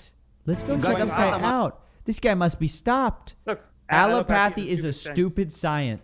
This is... allopathy एक ऐसी stupid और दिवालिया science है, लाखों लोगों की मौत allopathy की दवा खाने से. What are lakhs? Means tens of thousands. Tens of thousands of people have died. जितने लोगों की मौत हॉस्पिटल न जाने के कारण से हुई. Oh, more die because of allopathy than oxygen shortage. He says the real pandemic is all these doctors running around. Oxygen न मिलने के कारण से हुई है. उससे ज्यादा लोगों की मौत ऑक्सीजन के बावजूद हुई है, दवा एलोपैथी की दवा मिलने के बावजूद. लाखों लोगों की मौत का कारण एलोपैथी है. तीसरा बोला मुझे डॉक्टर बनना है. Doctor. Bro, this guy's a troll, dude. He's just like Alex Jones. What are you talking about? No, he goes, yeah, no, he's teaching a yoga. There's nothing wrong with how he's lying down. Okay. This is a yoga posture that he believes. There's something very wrong with this. Well, listen to what he said. What he says is wrong. He's saying doctor. What does that mean? He's just saying doctor. You think you're so smart. You're a doctor. Oh, okay, yeah. He's making this up. Yeah. He's making this up. What, 1,000? Like a perfect number for his stupid thing?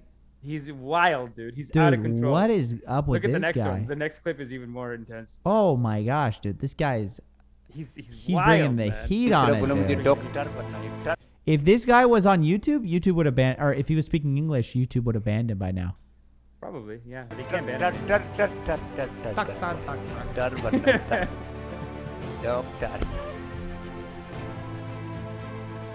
1000 doctor तो अभी corona की double vaccine लगाने के बाद मर गए. कल क्या समाचार? कितने? 1000 doctor double. We already saw this one. Does it get funnier after this? Yeah, no. Go to the next clip. Oh, the next clip. Okay, sorry. Yeah, there's the third.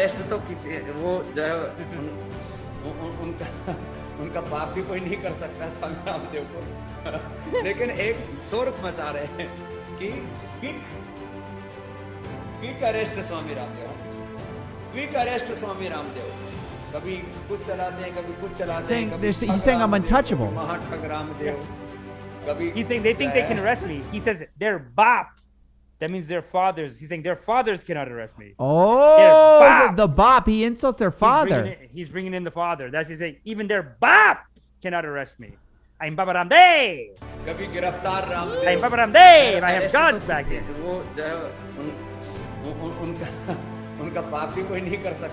He's laughing. He's laughing. Bro, he says, not a chance. Not even your daddy. Bop. Not even your daddy can't touch me, dude. Your daddy can't touch me. Wow. But keep going on this one. This one he gets it worse. India has got the hitters. He even calls himself a thug. So you've heard his utterances. Now, obviously, there's one theory that... I guess we missed it, but he does say at one point, he's like, I'm a thug. Some people call me a thug Baba. Some people call me saw gangster. that. Yeah. No, he's wild. Some people call me a thug. Sometimes Maha thug. Maha means supreme thug. Oh, dude, so Dude, the titles are just killing me with this, dude. Yeah, the Maha means supreme thug. Now they're saying it was a criminal act what he did, so maybe the bops can do something to him. Well, they're trying. These are all the bops. They're trying to get him. They're trying to rein him in. But nobody, dude, the BJPs, they're Hindu nationalists, and they can't control it, dude. Oh, look at this. Is it true that your rant against a form of medical science is to push sales for the coronal tablet? That's his little goofy thing, right? Yeah, that's his medicine, the coronil. But he also believes in cow urine. What's got the coronal? What's in the coronal tablet? Oh, I don't know. I know it's just like some natural thing that he put together. It's probably just nothing. There could be a little cow urine in it, actually, to be honest. Immunity booster. Okay. What does that mean? What's in it? Booster? There's nothing in it? He says it blocks COVID. That was his claim when it came out. He said it blocks COVID. Oh my gosh, dude. He said it gets in the way. The coronavirus is trying to come and attack your body, and then it makes a little wall. What? No corona. Baba Ramdev, dude, he just invented some goofy thing, put a few leaves in it, and then he's crushing it. How much is this? RS 100. You know how much that is? Rupees? It's only 100 rupees? It's 400. nothing, dude. 400. It's like probably $10, $5. It's like not even $2 actually. I think that would be $2. Yeah. It's still nothing though, and it's still a lot for them. Like that 400 rupees. I think he should sell a drop of water, and it's called the water nut. When you drink this water, have you been deprived? You've been deprived of oxygen for so long, because coronavirus, and you're gonna know when you drink this water. Have you been to war? Have you seen Dr. Strangelove? No. No, actually I have. Sorry, yeah. Remember when he talks about drinking water in it? But he's like, it's vodka. Yeah. No water, only vodka. I only drink vodka. Those Ruskies. Sadhguru is lo-fi Tony Robbins. True, dude. Coronil is cow urine, ginger, chaat masala, and sand. There's no way that's true. There's no way Coronil has cow urine in it. If it does... No, cow urine is a medicine that they're pushing right now. That cannot be true. Cow urine is a medicine that they're trying to patent and trying to prove that cannot be true. No way. There's whole parties. No way. There's whole parties around it. A party? Yeah, I just dropped a video about it today. It's my new video. You're joking. Yeah, dude, it's a hot shit, dude. Cow urine? Hot. It's Day after fatwa, Ramdev Patanjali says that... Patanjali is the name of his company. Oh, says that cow urine is used in 5 of his products already. Yeah. Wow. Cow urine, dude. What's a fatwa? Fatwa? Fatwa means like, that's a... I don't know. It's a Muslim thing, I think, right? I thought it was a Muslim thing. I thought it means you have a death threat on your head. Yeah, I think he does. He's a gangster, dude. He's a gangster, but he can't put a fatwa. He's Hindu. That's a Muslim word, I think. Huh. Unless no, it was put against his company. Oh, fatwa was put against his company. Yeah. He got the fatwa. Interesting. All right, dude. What a cutie. I do like him. That's the thing. I do like him. He's a very cute guy. Yeah. Nothing screams cute like someone putting cow urine in your herbal tablet designed to fake a treatment for coronavirus. Nothing says cutie like that. Cutie. WHO approved. You keep kissing the ring, Amish. I'm worried about you. You How kissed dare you. Rogan's ring, and then now you're kissing Ramdev's ring, dude. I kiss no rings. But this Bro, is. you this were is down there life. kissing the toe of Joe Rogan, dude. When? You're like, Joe Rogan's amazing. You're gonna be He on that is podcast. righteous. You're gonna be on that Hey podcast. man, I said I can't watch. Give the me some stand-up. of that HGH. I can't watch the stand up. I said it. What do you want? That's it. Give me some of that What- alpha brain, dude. You're acting like I watch Brendan Schaub, like I send you Brendan Schaub clips. Like, isn't this hilarious? I'm so glad Joe Rogan I'm found just messing him. with you. No, I'm just messing with you. No, I'm doing my rips. These Hindus are out of control, but You got to do your karmas. Yo, we gotta wrap it up. I think that's baby. a good. I think that's good. Wrap it up, dude. Let's read some last chats from the people. What do we got? People Let's said do it. more Let's put on the music. Karmics. Cow urine is used in Gonel, a Patanjali branded floor cleaner. Bruh, look at chat more frequently, bruh. Okay, well, I looked, so. Yo, where's Gumby from last week? Remember last week there was a guy named Gumby and he was like so sad or whatever, and he never did the scam rehab for him. I know. Guys, scam rehab, bit.ly/scam rehab. If you fill out the form, you can tell us about when you got scammed. We'll bring you on the show. Or if you were a scammer too, but you have reformed yourself. But don't be a scammer still selling your scam. You come on the show and try to sell it to our people. That we don't need. do it. Don't do it, guys. We don't need that. Don't we do it. don't need that. But you know what I'm going to do? Where is it? Scam rehab application. Here we go. This has been a nice little 3-hour rip, dude. 3-hour rip, dude. It's beautiful. Here, I just put a link in there for the Habibis. Guys, tell us about your scams. We want to get you on the show. Get on the show, guys. Come Get on. on the show for the community, for the culture. I'm pinning it What do you right got? now. Yo, what's your thought on Meet Kevin running for Gov? Hey, I wish him the best. Oh, that's great that he's running for government. But- yeah, he's running for office. What? I shouldn't say what I texted him beforehand, but I think I'll just say what I think. I think any YouTuber getting involved in politics is attention that they're usually not ready for, and it's just I think there's just this new attitude of anyone can get in politics, and if I'm I think he has the work ethic for it, but it's a lot. That's all I'm going to say. It's a lot. I wish him the best. I've always told Yeah. people that I have a soft spot for Meet Kevin. Yeah, it's a lot, but given what's happening today, the YouTube Given community what- needs some people in office. Given what's happening, the way that YouTube community is being attacked. No, dude. YouTube. by But YouTube. YouTubers always do bad in politics. I don't know why. They're not they're not cut out for it. Oh yeah, okay. I've never seen it go well. Show me a YouTuber who's done well in politics. Did Sargon of Akkad not? He made it sound like he was killing it, but he just flopped, eh? Bro, Sargon of you Akkad he was literally nuked the entire party. The party after he ran doesn't exist. Dude, yeah, he got destroyed. The whole party imploded because of Sargon of Akkad. Because they kept asking him, like he had all his all this stuff come out about He him. was so cocky. He's like, I don't care. I won't pay it any mind, and then you'll all go away. They all thought they could be like Trump. Only Trump can be Trump. Yeah, that's the thing. Brian Rose thought he only could be in like America. Trump. Nope, wrong. Not in England. In England, they have too many. It's like Canada. There's just too many softies that'll be like, no. Who are you? We don't like it. Gumby just wanted attention at that moment. Congrats on 20K. What are you thinking? What if you're thinking about becoming a guru? I'm not. Gumby was right about sales mentor. Who are you reading? Another chat? Moped Mike says, nope, we're reading this chat. Hit me with that Errol Garner. Oh, a little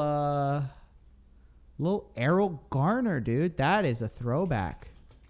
You mind if I hit him with a little Errol? Let's hear it. Let me get some lead sheet up real quick, guys. Let me hit y'all with a little music, and then we'll play us out here. Okay? Moped Mike. What if I just play us out? Play it out, baby. Okay, dude.